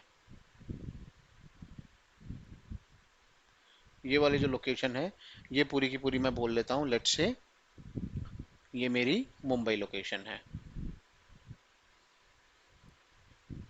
ठीक है। अब हो क्या रहा है कि दिल्ली से मुंबई मेरे को कनेक्टिविटी करनी है, तो डायरेक्टली तो होगी नहीं। तो यहाँ पर क्या होगा मेरे पास, यहाँ पर, यहाँ पे मेरे पास एक राउटर होगा, यहाँ पे मेरे पास एक राउटर होगा। सिमिलरली यहाँ पे भी मेरे पास एक राउटर होगा, ठीक है, जो कि स्विच से कनेक्टेड है। और यहाँ पर इस राउटर को, इस राउटर से आपने क्या दिए रखा होगा, आईएसपी लिंक कर रहे होंगे, आईएसपी जुड़े हुए होंगे। ठीक है। तो मैं आईएसपी जोड़ देता हूँ यहाँ पे, तो एक आईएसपी ये है, लेट्स से एक आईएसपी इससे जुड़ा हुआ है। ठीक है। और बीच में भी बहुत सारे आईएसपीज होते हैं जो कि आपस में इंटरलिंक होते हैं। ठीक है। तो ये मैश टोपोलॉजी में होते हैं, जैसे हम पहले बात कर चुके हैं। तो ये जो राउटर है, लेट्स से ये राउटर इससे जुड़ा हुआ है, इस आईएसपी से, ये आईएसपी इस आईएसपी से जुड़ा है, ये आईएसपी इस आईएसपी से जुड़ा है, और ये इधर जुड़ा हुआ है। ठीक है। ये ऐसे जुड़ा हुआ है। ठीक है। और ये कुछ इस तरीके की टोपोलॉजी है हमारे पास। ठीक है। अब ये जो राउटर है, ये मेरा राउटर है, जैसे लेट्स से इसको मैं मान लेता हूँ R1, और ये जो राउटर है मेरे पास है R2। कुछ इस तरह की कनेक्टिविटी मैंने बनाई है, ये मेरे पास स्विचेस हैं। ठीक है। यहाँ पे मेरा जो नेटवर्क चल रहा है, लेट्स से मेरा नेटवर्क चल रहा है 10.1.1.0/24। और यहाँ पे जो मेरा नेटवर्क चल रहा है वो चल रहा है लेट्स से 192.168.1.0/24। ठीक है। ये मेरे नेटवर्क चल रहे हैं यहाँ पर। ठीक। तो अब क्या हो रहा है, सबसे पहले मैंने बात करी पाथ फाइंडिंग की। मान लो ये कंप्यूटर ए है, इस कंप्यूटर ए को मैंने आईपी एड्रेस देके रखा हुआ है 10.1.1.1। और ये कंप्यूटर बी है, इस कंप्यूटर को आईपी एड्रेस दे रखा है मैंने 192.168.1.1। ठीक। अब मुझे कंप्यूटर ए को किससे कम्युनिकेट करवाना है, कंप्यूटर बी से। तो कंप्यूटर ए को जब कंप्यूटर बी से मुझे कम्युनिकेट करवाना है, तो उस केस में मेरा डेटा कैसे कैसे फ्लो हो सकता है, तो देखो, एक तो मेरा डेटा कैसे जाएगा, यहाँ से इस स्विच के पास जाएगा, और यहाँ से इस राउटर के पास जाएगा, क्योंकि मेरे को बाहर जाना है, ये मेरे नेटवर्क पे नहीं है। मेरा डेस्टिनेशन आईपी एड्रेस 192 वाला है, यानी मेरे नेटवर्क में तो 192 एग्जिस्ट करेगा ही नहीं। तो इस राउटर पे जाएगा। अब ये जो राउटर है, ये देखेगा कि मुझे कहाँ से जाना है। अब देखो आपका डेटा कैसे फ्लो हो सकता है, आपका डेटा कुछ इस तरीके से फ्लो हो सकता है, इस आईएसपी पे गया, इस आईएसपी से इस आईएसपी पे गया, यहाँ से यहाँ गया, यहाँ से यहाँ गया, और यहाँ से ये बी पे पहुंच गया। कुछ इस तरीके से डेटा फ्लो हो सकता है। ठीक है।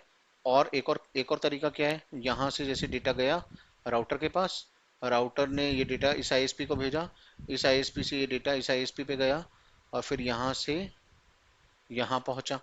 ठीक है। एक और हमारे पास पाथ हो सकता है कि डेटा मेरा यहाँ से इस राउटर पे गया, इस राउटर ने इस आईएसपी को भेजा, इस आईएसपी ने इस आईएसपी को भेजा, और इधर से डेटा मेरा इस आईएसपी के पास जाते हुए मेरा डेटा कुछ इस तरीके का गया। तो कुल मिला के मेरे पास एक डेस्टिनेशन पे पहुंचने के मल्टीपल पाथ्स हो सकते हैं। तो कौन सा बेस्ट पाथ रहेगा, कौन सा शॉर्टेस्ट पाथ रहेगा, वो कौन डिसाइड करेगा, हमारा नेटवर्क लेयर डिसाइड करेगी। कौन सी लेयर डिसाइड करेगी, नेटवर्क लेयर डिसाइड करेगी कि शॉर्टेस्ट पाथ कौन सा रहेगा। अब देखो, एक और बात है यहाँ पे नीचे लिखी है मैंने, डिटर्मिनेशन। इसका क्या मतलब हुआ कि शॉर्टेस्ट पाथ तो ठीक है, अगर आपको मान लो शॉर्टेस्ट पाथ मिल गया, आप शॉर्टेस्ट पाथ से तो जा सकते हो, लेकिन मान लो शॉर्टेस्ट पाथ में कंजेशन हुआ, तो आप क्या करते हो, कभी कभी होता है ना, हमको कहीं पहुंचना होता है किसी जगह पे, तो अगर आप शहर से जाओगे तो वो शॉर्टेस्ट पाथ है, लेकिन वहां पे कंजेशन है वहां पे, रैलियां निकल रही है बहुत सारी। तो आपको पता है कि यार यहाँ से तो मुझे बहुत ज़्यादा टाइम लग जाएगा, इवन तो शॉर्टेस्ट पाथ है, लेकिन उस टाइम पे कंजेशन है। तो आप क्या करोगे कि ठीक है यार, मैं बाईपास होता हुआ निकल जाऊंगा, गोल घूमता हुआ निकल जाऊंगा, मेरे को लॉन्ग पड़ेगा लेकिन मैं तब जल्दी पहुंच जाऊंगा। That is called determination. तो पाथ फाइंडिंग यानी शॉर्टेस्ट पाथ, और डिटर्मिनेशन मतलब कभी पाथ में कोई दिक्कत आ जाती है शॉर्टेस्ट पाथ पे, तो आप लॉन्ग पाथ से भी जा सकते हो। तो ये पूरा जो मामला है, ये पूरा जो काम है, ये कौन देखती है? हमारी नेटवर्क लेयर देखती है कि कहाँ से कौन सा पाथ मुझे चुनना है, कैसे मुझे जाना है। तो ये सारा काम हमारा नेटवर्क लेयर का होता है। तो एक इसमें फिर से मैं बता देता हूँ, it is use for logical addressing यानी आईपी एड्रेसिंग। आईपी एड्रेसिंग के लिए यूज करते हैं, यानी जो आईपी काम करता है हमारा इंटरनेट प्रोटोकॉल, जो हमने आईपीएस की बात करी थी, आईपी सबनेट्स वगैरह जो भी हमने बनाए थे, ये आईपी कहाँ पे काम करता है? नेटवर्क लेयर पे काम करता है ना। और पाथ फाइंडिंग के बारे में बात कर ली हमने कि पाथ फाइंड करने के काम में आता है बेस्ट पाथ, और डिटर्मिनेशन के लिए बेस्ट पाथ भी फाइंड करता है, उसके साथ साथ में ये भी देखता है कि अगर बेस्ट पाथ पे मान लो जो हमारा शॉर्टेस्ट पाथ है उसमें अगर कंजेशन ज़्यादा है तो कौन से अगले पाथ से हम जा सकते हैं। तो ये सारी चीज़ें होती हैं किसमें? नेटवर्क लेयर में। अब नेक्स्ट लेयर की हम बात करेंगे, that is called data link layer. अब हम बात करते हैं डेटा लिंक लेयर के बारे में।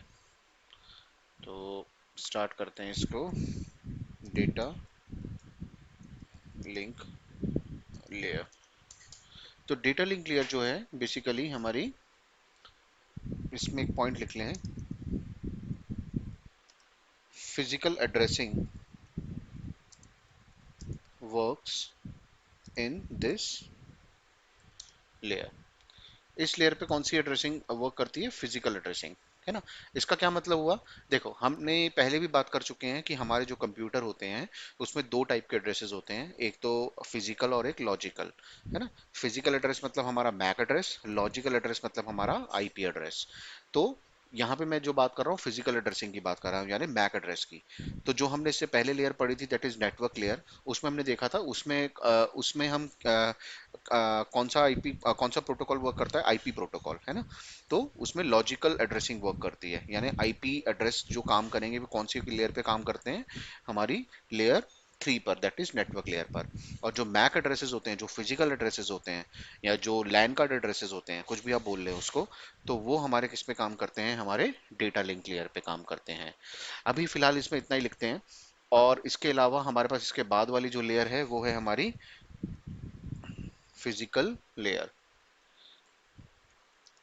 फिजिकल लेयर, तो फिजिकल लेयर में आप ये एक पॉइंट लिख लें, it is used for physical connectivity.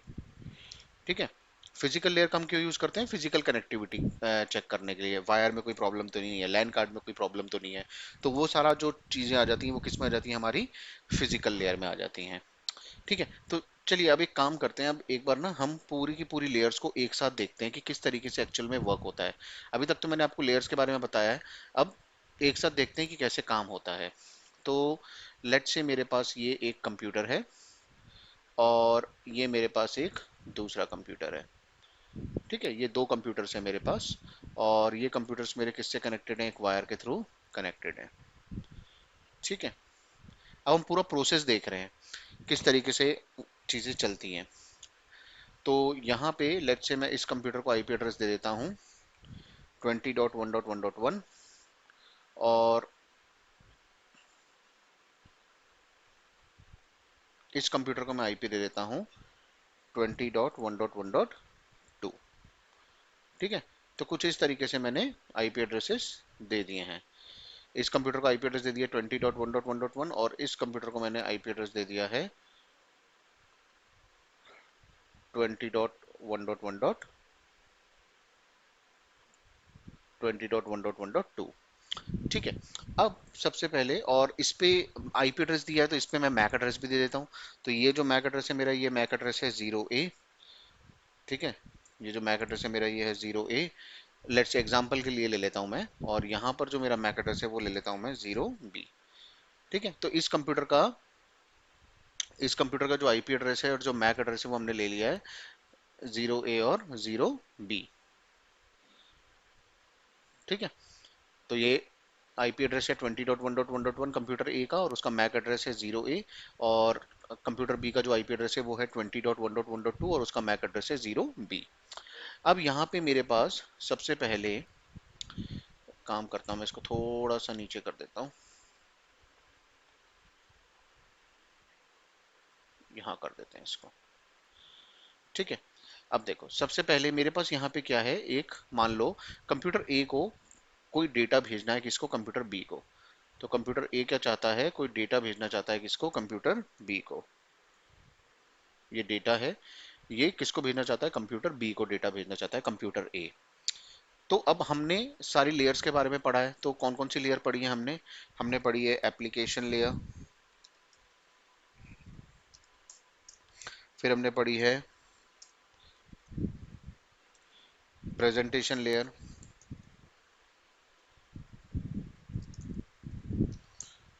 फिर हमने देखी है सेशन लेयर, फिर हमने देखी है ट्रांसपोर्ट लेयर, फिर हमने देखी है नेटवर्क लेयर,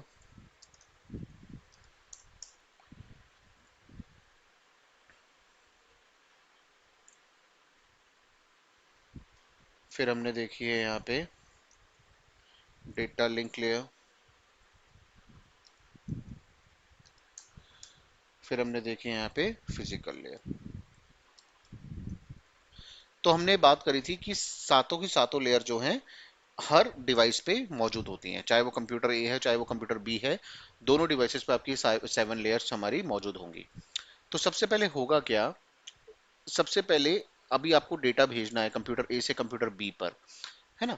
तो सबसे पहले ये जो डेटा है ये किसको हम प्रोवाइड करवाएंगे, ये डेटा हम प्रोवाइड करवाएंगे किसको, एप्लीकेशन लेयर को। तो ये जो डेटा है सबसे पहले कहाँ जाएगा, एप्लीकेशन लेयर पे जाएगा। ठीक है, तो सबसे पहले ये डेटा कहाँ गया, एप्लीकेशन लेयर पे गया। ठीक है,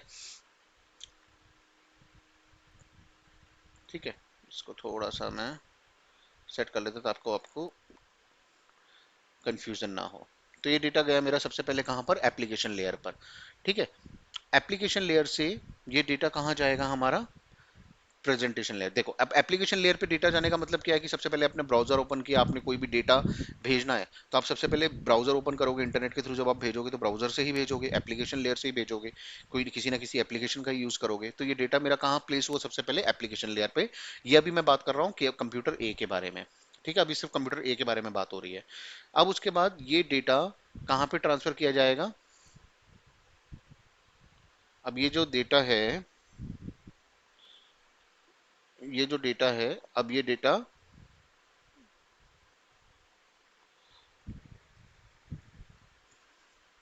ये डेटा ट्रांसफर होगा कहाँ पर, प्रेजेंटेशन लेयर पे। कहाँ ट्रांसफर होगा, प्रेजेंटेशन लेयर पे। ठीक है, प्रेजेंटेशन लेयर पे अब जब डेटा आएगा, तो प्रेजेंटेशन लेयर की हमने सारी फंक्शनैलिटी पढ़ी थी। आप जब प्रेजेंटेशन लेयर पे डेटा पहुंचेगा, तो आप उस डेटा को क्या कर सकते हो, इनक्रिप्ट कर सकते हो, है ना, उस डेटा को आप कंप्रेस कर सकते हो। ठीक है, ये सारी चीजें हम किस में करते थे, प्रेजेंटेशन लेयर में करते थे।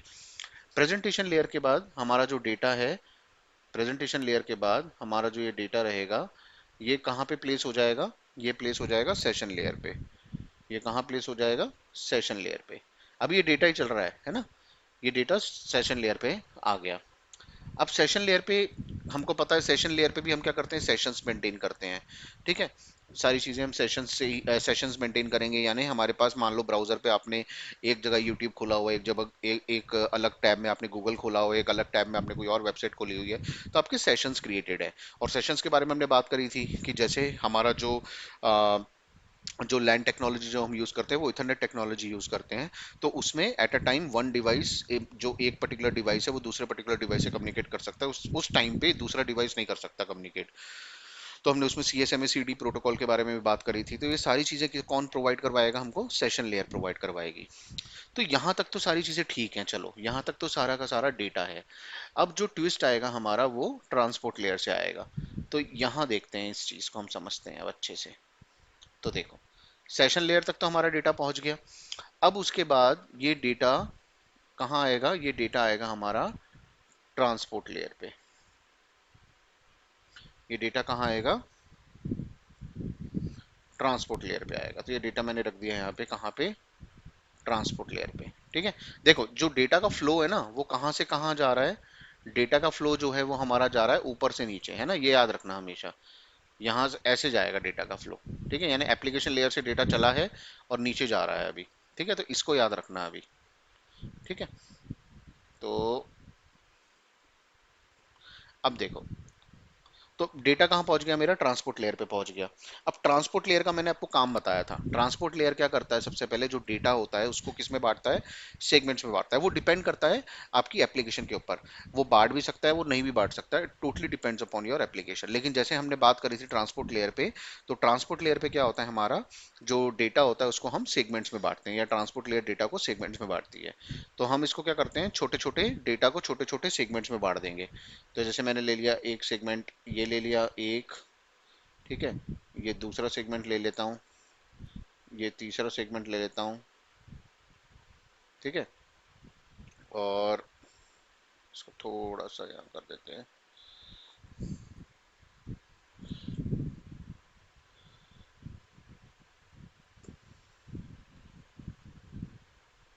इसको इधर ले लेता हूँ मैं, ठीक है, और एक सेगमेंट मैंने और ले लिया, ठीक है, ऐसे चार सेगमेंट्स में मैंने नॉर्मल बांट दिया इसको, चार सेगमेंट्स में मैंने इसको बांट दिया, ठीक है। तो चार सेगमेंट्स में बांट दिया, तो यहाँ पे मैंने लिख दिया, लेट से एग्जांपल के लिए मैं आपको समझाने के लिए लिख रहा हूँ, ये डी, ये ए, टी, ए, कुछ इस तरीके से मैंने चार सेगमेंट्स में मैंने डेटा को बांट दिया। अब आगे बढ़ने से पहले थोड़ा हम इसको डिटेल में कवर कर लेते हैं, ठीक है। तो देखो, तो ट्रांसपोर्ट लेयर को हम थोड़ा डिटेल में समझ लेते हैं, ठीक है। तो देखो, यहाँ पे है हमारे पास ट्रांसपोर्ट लेयर, है ना। तो ट्रांसपोर्ट लेयर की बात करें तो ट्रांसपोर्ट लेयर पे हमारे पास दो प्रोटोकॉल्स मेनली चलते हैं, एक टीसीपी और एक यूडीपी। हम बात कर रहे हैं अभी टीसीपी प्रोटोकॉल के बारे में। तो टीसीपी प्रोटोकॉल के बारे में अगर हम बात करें तो टीसीपी प्रोटोकॉल पे क्या होगा बेसिकली यहाँ पे, ठीक है, तो यहाँ पे हमारे पास टीसीपी प्रोटोकॉल के पास जब ये डेटा आएगा, ठीक है, जब ट्रांसपोर्ट लेयर पे डेटा आएगा, ये ट्रांसपोर्ट लेयर पे डेटा आया था हमारे पास, ठीक है, तो ये हमारा जो डेटा है ये कहाँ आ गया, हमारा ट्रांसपोर्ट लेयर पे आ गया, ठीक है। तो इसको मैं लिख देता हूँ, क्या है हमारा डेटा, DATA, ठीक है। तो सबसे पहले मैंने आपको बताया कि ट्रांसपोर्ट लेयर क्या करती है, सेगमेंटेशन में सेगमेंटेशन करती है, यानी सेगमेंट्स में डिवाइड करेगी डेटा को, ठीक है। तो ये मेरा एक सेगमेंट हो गया, ये मेरा दूसरा सेगमेंट हो गया, ये मेरा तीसरा सेगमेंट हो गया, और ये मेरा चौथा सेगमेंट हो गया, ठीक है। तो यहाँ पे मैं लिख देता हूँ, यहाँ पे ये क्या है मेरे पास, ठीक है, ये मेरे पास ये एक सेगमेंट हो गया डी, ये दूसरा सेगमेंट हो गया ए, ये तीसरा सेगमेंट हो गया टी, और ये चौथा सेगमेंट हो गया ए, कुछ इस तरीके से। अब ये तो चीज हो गई। अब इसके बाद क्या होता है बेसिकली, यहाँ पर हर सेगमेंट के साथ जो टीसीपी प्रोटोकॉल होगा वो अपना हेडर अटैच करेगा, ठीक है। क्या अटैच करेगा, एक हेडर अटैच करेगा, ठीक है। हेडर मतलब कुछ एक्स्ट्रा इन्फॉर्मेशन अटैच करता है। अब मैं पूरा का पूरा टीसीपी हेडर अभी आपको नहीं बताऊंगा, मैं कुछ इंपॉर्टेंट इन्फॉर्मेशन उसके बारे में आपको बताऊंगा कि कुछ जो चीजें उसके अंदर होती हैं, वो पूरा का पूरा टीसीपी हेडर हम बाद में डिस्कस करेंगे। तो अभी हमारे पास बेसिकली क्या, एक सेगमेंट है, सेगमेंट के साथ में ट्रांसपोर्ट लेयर पे टीसीपी प्रोटोकॉल ने क्या किया, हेडर अटैच कर दिया, हर सेगमेंट के साथ में हेडर अटैच करता है वो, ठीक है। अब इस हेडर हेडर के अंदर होती कौन कौन सी इन्फॉर्मेशन है, इसके अंदर होता है एक तो हमारे पास सोर्स पोर्ट, ठीक है, एक होता है सोर्स पोर्ट, ठीक है। फिर उसके बाद एक तो होता है सोर्स पोर्ट, एक होता है मेरे पास यहाँ पर डेस्टिनेशन पोर्ट, ठीक है, एक होता है मेरे पास डेस्टिनेशन पोर्ट, ठीक है, और एक होता है मेरे पास यहाँ पे सीक्वेंस नंबर, एक होता है यहाँ पे मेरे पास सीक्वेंस नंबर। आपको पता होगा सीक्वेंस नंबर हमने पहले भी लगाए थे, सीक्वेंस शॉर्ट फॉर्म में लिख देता हूँ मैं नंबर, ठीक। ये तीन चीजें बेसिकली हमारी टीसीपी प्रोटोकॉल जो होगा वो अटैच करेगा, हेडर अटैच करेगा, और ये तीन चीजें उसमें रहेंगी मेनली, और भी चीजें रहेंगी लेकिन अभी हम तीन चीजों की बात कर रहे हैं, ठीक है। अब ये सोर्स पोर्ट रहेगा, डेस्टिनेशन पोर्ट रहेगा, ठीक है, और सीक्वेंस नंबर रहेगा। ये चीज, ये पूरी की पूरी चीज कहलाती है हमारी क्या, टीसीपी हेडर, लिख देता हूँ यहाँ पे ये क्या है, टीसीपी हेडर। अब देखो आगे बढ़ने से पहले सबसे पहले हम ये देख लेते हैं कि पोर्ट नंबर होते क्या हैं, ठीक है, तभी आपको ये चीज समझ में आएगी। ठीक है, तो ये डेटा था, इस डेटा को हमने सेगमेंट्स में बांटा, ठीक है, ये सेगमेंट्स में बांटा, ठीक है, और सेगमेंट्स के बाद बांटने के बाद हमने टीसीपी हेडर, ये सभी में आएंगे, है ना, ये जो चीज मैंने लिखी है ना ये सभी में आएगी, ये सभी में लिख देता हूं ताकि आपको कंफ्यूजन ना हो। ठीक है, तो ये सोर्स पोर्ट नंबर यहाँ पे भी होगा, डेस्टिनेशन पोर्ट नंबर और सीक्वेंस नंबर। ठीक है, यहाँ पे भी सोर्स पोर्ट नंबर होगा, हर सेगमेंट के साथ मैं ये चीज हेडर लगाऊंगा, सीक्वेंस नंबर। और ये हेडर कौन लगा रहा है एक्चुअल में, ये लगा रहा है हमारा ट्रांसपोर्ट लेयर पे टीसीपी प्रोटोकॉल। अगर आप यूडीपी यूज करते तो यूडीपी का हेडर लगता, लेकिन अभी हम बात कर रहे हैं केवल और केवल टीसीपी की। ठीक है, अब सबसे पहले आगे बढ़ने से पहले हम बात कर लेते हैं कि ये पोर्ट नंबर्स होते क्या हैं। तो यहाँ पे हम लिखते हैं व्हाट इज पोर्ट नंबर। ठीक है, तो इसमें आप लिखो each and every service having an unique number। ठीक है, जितनी भी सर्विसेज होती हैं उसका क्या होता है, एक यूनिक नंबर होता है, इसको अभी समझेंगे हम। ठीक है, दूसरा पॉइंट लिखो इस पे, it is represent in the it is represent it is a 16 bit, सबसे पहले रिप्रेजेंट के पहले it is a 16 bit number. ये कितने बिट का नंबर होता है, 16 बिट का नंबर होता है। और इट इज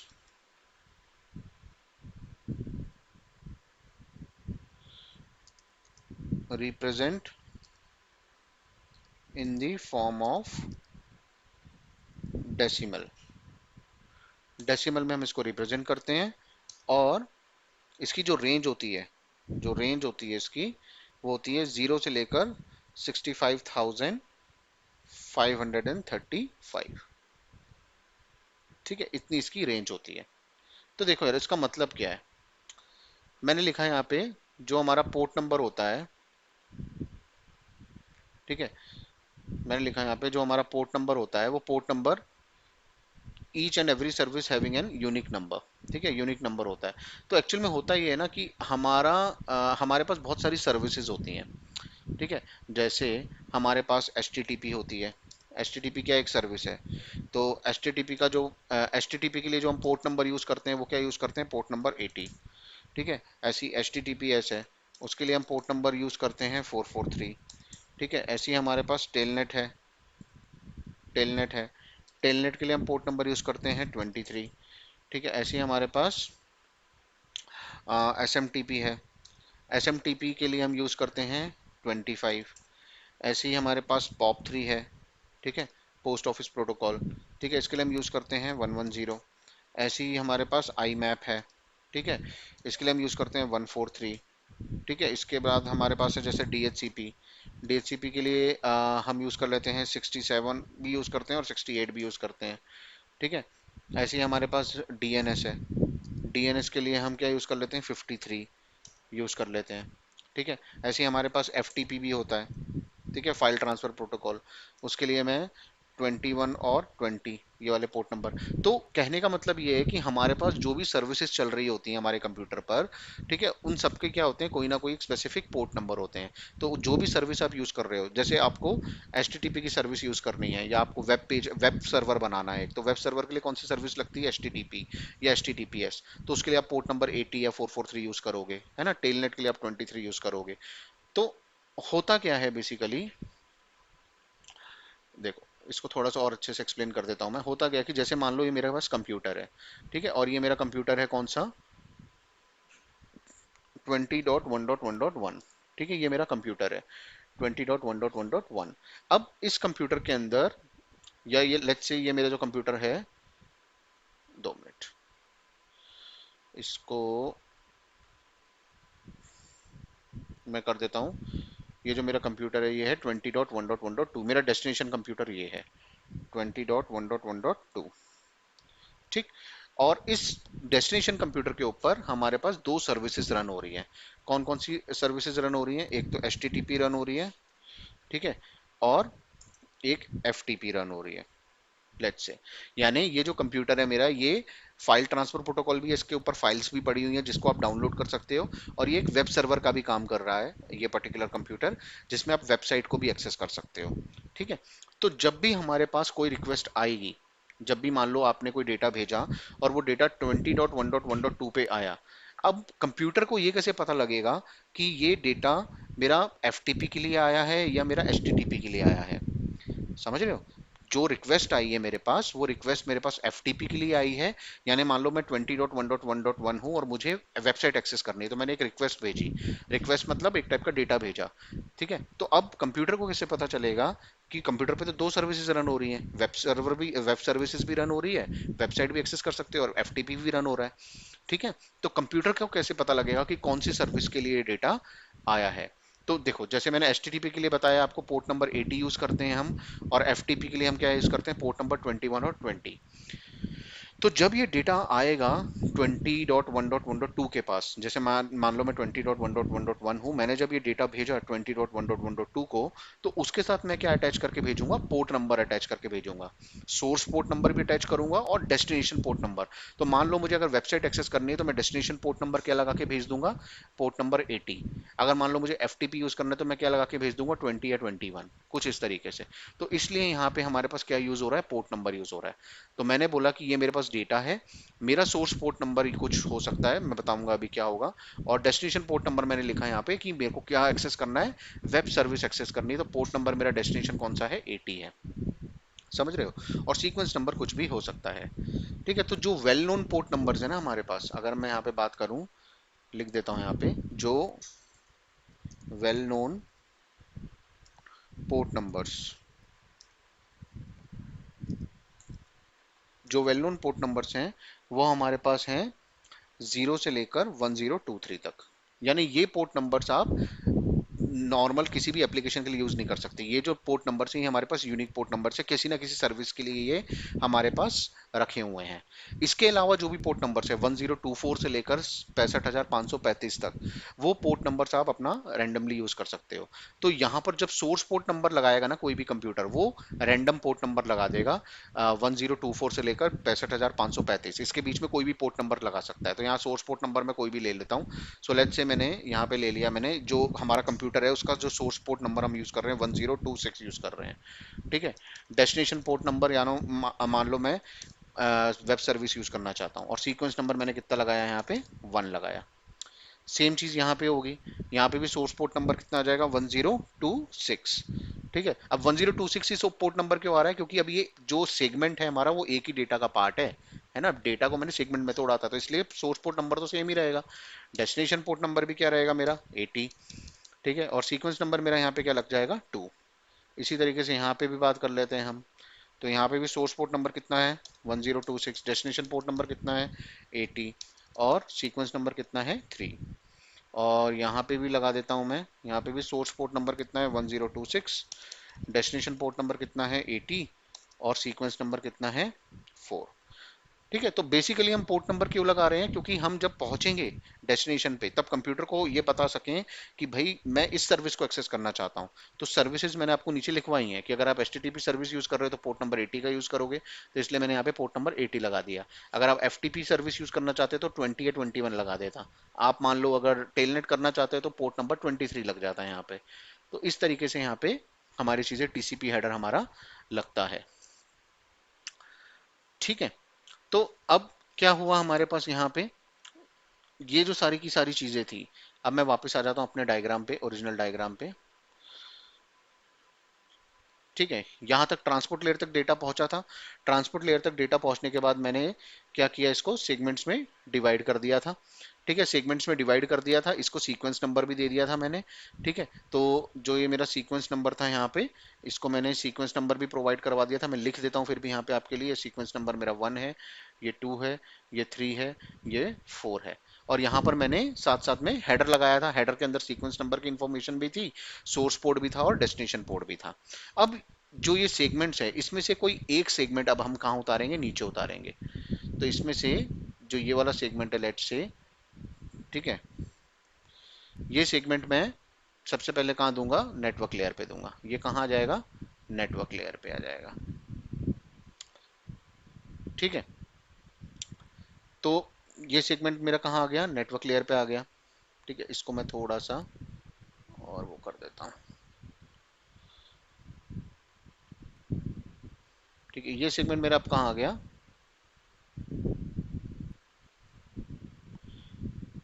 ये सेगमेंट आ गया मेरा नेटवर्क लेयर पे। ठीक है, ये उतर के सेगमेंट मेरा नेटवर्क लेयर पे आ गया, ये वाला।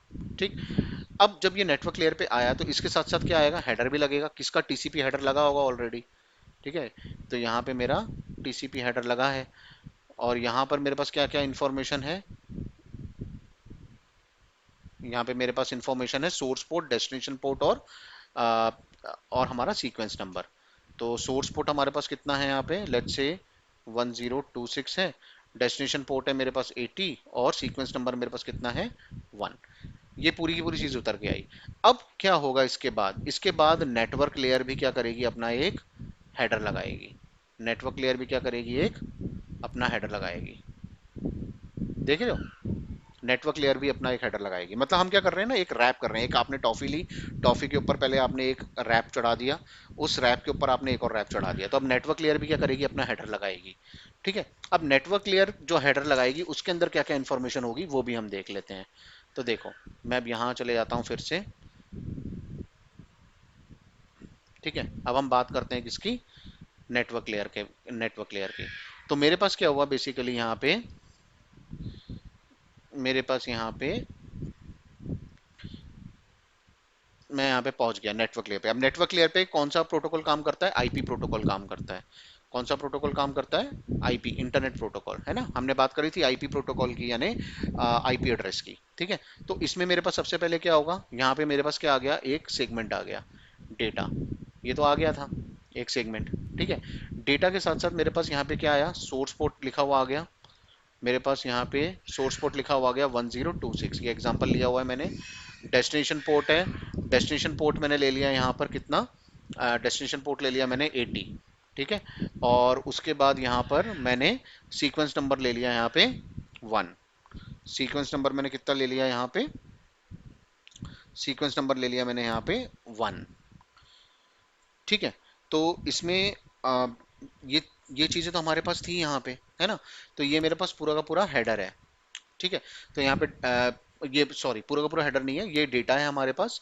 और ये इतना पार्ट जो है मेरे पास, ये इतना पार्ट जो पूरा का पूरा होगा, इस पूरे के पूरे पार्ट को मैं क्या बोलूंगा, एक सेगमेंट बोल दूंगा। क्या बोल दूंगा, ये पूरे का पूरा जो पार्ट होगा मेरा, इसको क्या बोल दूंगा मैं, सेगमेंट। ये मुझे कहाँ से मिला है, ये मुझे मिला है ट्रांसपोर्ट लेयर से। कहाँ पर मिला है, ये मुझे मिला है नेटवर्क लेयर पे, है ना। अब मैंने इसके बाद बोला आपको कि नेटवर्क लेयर भी क्या करेगी, या आईपी प्रोटोकॉल भी क्या करेगा। नेटवर्क लेयर के अंदर कौन सा प्रोटोकॉल काम कर रहा है, आईपी प्रोटोकॉल काम कर रहा है। तो हर लेयर के अंदर बहुत सारे प्रोटोकॉल्स काम करते हैं, तो मैं नेटवर्क लेयर के अंदर बात कर रहा हूँ अभी आईपी प्रोटोकॉल के बारे में। अब आईपी प्रोटोकॉल भी क्या करेगा, अपना हेडर लगाएगा। जिस तरीके से टीसीपी ने हेडर लगाया था ट्रांसपोर्ट लेयर पे, उसी तरीके से आईपी प्रोटोकॉल अपना हेडर लगाएगा नेटवर्क लेयर पे। ठीक है, अब आईपी प्रोटोकॉल क्या क्या इन्फॉर्मेशन लगाएगा, तो ले लेते हैं। मैं भी, इसके अंदर भी बहुत सारी इन्फॉर्मेशन होती है, लेकिन मैं मेन मेन इन्फॉर्मेशन अभी आपको बता रहा हूँ। एक तो बताएगा, एक तो लगाएगा ये सोर्स आईपी एड्रेस, उसके बाद लगाएगा ये डेस्टिनेशन आईपी एड्रेस। ठीक है, और उसके बाद लगाएगा ये प्रोटोकॉल नंबर। ठीक है, प्रोटोकॉल नंबर। अब देखो, होता क्या है कि सोर्स आईपी एड्रेस तो क्या होगा मेरे पास, 20.1.1.1, जो हमने लिया था सोर्स आईपी। डेस्टिनेशन आईपी क्या है, 20.1.1.2, ये मेरा डेस्टिनेशन आईपी एड्रेस है। और प्रोटोकॉल नंबर एक चीज होती है। अब ये प्रोटोकॉल नंबर क्या होता है, तो देखो प्रोटोकॉल नंबर मतलब कौन से प्रोटोकॉल से, यानी ऊपर वाली लेयर से मेरे को कौन सी लेयर से मिला है, या मिला है ये डेटा, ये मुझे मिला है ट्रांसपोर्ट लेयर से। तो ट्रांसपोर्ट लेयर के अंदर कौन से प्रोटोकॉल ने ये कौन से प्रोटोकॉल से हमें ये डेटा हैंड ओवर हुआ है।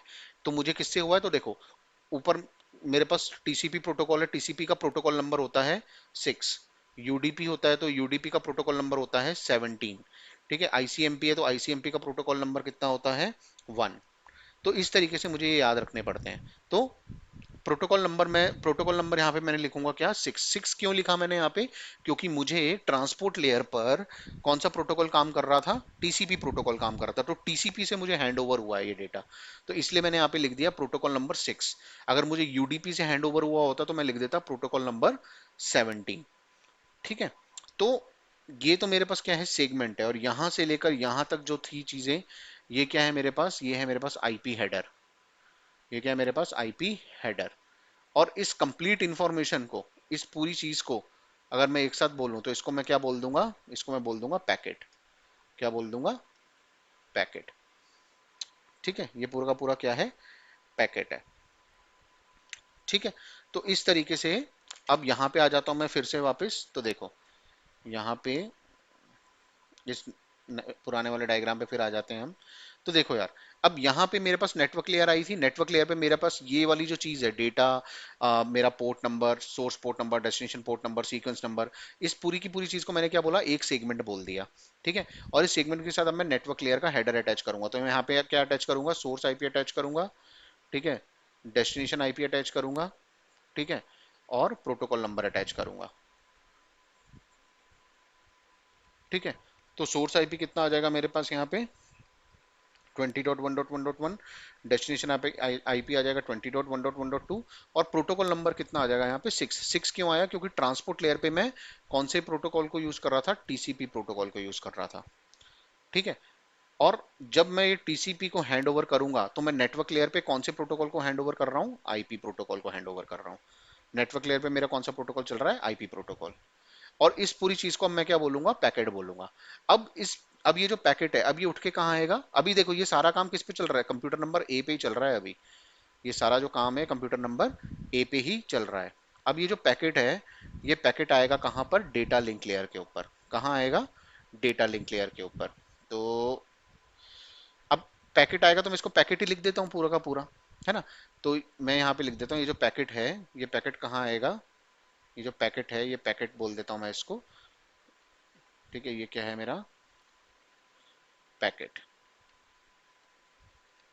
अब इस पैकेट के अंदर ये पूरी इंफॉर्मेशन आ गई ऊपर की, ठीक है। और ये जो पैकेट आएगा, तो ये जो आईपी प्रोटोकॉल है ये डेटा लिंक लेयर पे कौन से प्रोटोकॉल को हैंड ओवर करेगा, आरपा प्रोटोकॉल को।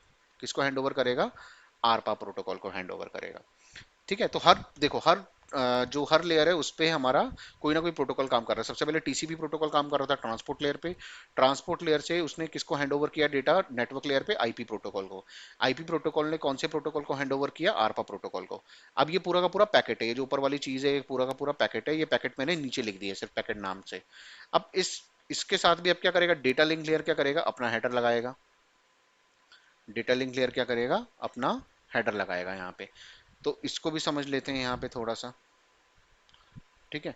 तो अब क्या हुआ मेरे पास यहाँ पे पैकेट आ गया, ये क्या है मेरा पैकेट है, ठीक है। तो ये मेरा पैकेट है, ठीक है।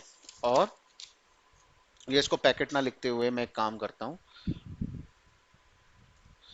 इसको मैं पूरा पूरा ही समझा देता हूँ। तो देखो यहाँ पे मेरे पास क्या था, यहाँ पे मेरे पास सबसे पहले डेटा था, ठीक है। डेटा के साथ मेरा पास क्या लगा हुआ है, सोर्स पोर्ट नंबर लगा है 1026, डेस्टिनेशन पोर्ट नंबर मेरे पास लगा हुआ है 80, ठीक है। सीक्वेंस नंबर मेरे पास लगा हुआ है 1, ठीक है। उसके बाद मेरे पास सोर्स आईपी लग के आ रहा है कितना 20.1, डेस्टिनेशन आईपी मेरे पास लग के आ रहा है 20.2, ठीक है। प्रोटोकॉल नंबर मेरे पास लग के आ रहा है कितना 6। ये पूरी की पूरी इंफॉर्मेशन मेरे पास है। अब मैं इसके ऊपर क्या लगाऊंगा, हेडर लगाऊंगा। किसका हेडर लगाऊंगा मैं, data link layer. Data link layer अपना हेडर अटैच करेगी। अब इस डेटा लिंक लेयर हेडर के अंदर क्या क्या इंफॉर्मेशन होगी, एक तो होगा सोर्स मैक, क्या होगा, सोर्स मैक एड्रेस, एक होगा मेरे पास डेस्टिनेशन मैक एड्रेस, ठीक है, और एक होगा मेरे पास यहाँ पे टाइप फील्ड, टाइप फील्ड। ठीक है, तो सोर्स मैक एड्रेस मतलब हमारा फिजिकल एड्रेस। तो यहाँ पे फिजिकल एड्रेस कितना लिया हुआ मैंने, लेट से 0A लिया हुआ था। डेस्टिनेशन मैक एड्रेस मेरा कितना है, 0B है। टाइप फील्ड का काम क्या है, टाइप फील्ड का काम वही है जो कि प्रोटोकॉल नंबर फील्ड का काम था हमारा नेटवर्क लेयर के ऊपर। तो टाइप फील्ड मतलब क्या है कि हमको जो ऊपर से जो डेटा मिल रहा है, यानी जो हमको नेटवर्क लेयर से अब डेटा मिल रहा है, वो कौन सा प्रोटोकॉल दे रहा है, वो हमको दे रहा है आईपी प्रोटोकॉल।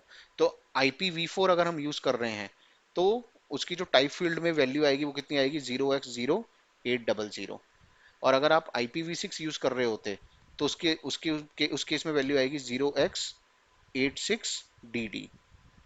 ये याद रख लेना आप, है ना। तो ये वैल्यूज आती हैं। तो अब मेरे को जो नेटवर्क लेयर से जो डेटा मिल रहा है वो कौन से प्रोटोकॉल ने प्रोवाइड किया हुआ है, कराया हुआ है, IPv4 प्रोटोकॉल ने। और कौन प्रोटोकॉल, ठीक है, IPv4 प्रोटोकॉल ने करवाया हुआ है। और IPv4 प्रोटोकॉल का टाइप फील्ड की वैल्यू क्या आ जाएगी यहाँ पे, 0x0800। ये वैल्यू मेरे पास यहाँ पे लिख दूंगा मैं। तो कुल मिला के अब यहाँ पे क्या होगा, मैं यहाँ आ जाता हूँ फिर से इस पे।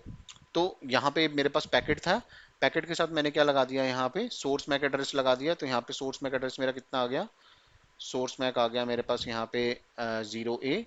डेस्टिनेशन मैक आ गया मेरे पास यहाँ पे 0B, ठीक है। और टाइप फील्ड आ गई मेरे पास 0x0800। ये टाइप फील्ड, ये टाइप फील्ड क्यों आई, क्योंकि ये जो पूरा का पूरा पैकेट है ये किसने मेरे को दिया है, ये आईपी ने दिया, IPv4 ने दिया हुआ है। तो यहाँ पे मैंने टाइप फील्ड यहाँ पे लगा दी, ठीक है। और इस पूरी की पूरी चीज को मैं क्या बोलता हूँ, इस पूरी चीज को बोला जाता है फ्रेम। इस पूरी की, मैं यहाँ पे लिखना भूल गया, ठीक है, अगर यहाँ पे जाएं तो इस पूरी चीज को जो मैं बोल दूंगा ना, यहाँ से लेकर यहाँ तक, इस पूरी चीज को मैं क्या बोलूंगा, फ्रेम बोलूंगा। देखो, ट्रांसपोर्ट लेयर पे हमारे पास क्या था, सेगमेंट थे, ठीक है। नेटवर्क लेयर पे हमारे पास क्या थे, पैकेट थे। और डेटा लिंक लेयर पे हमारे पास क्या है, फ्रेम है, ठीक है।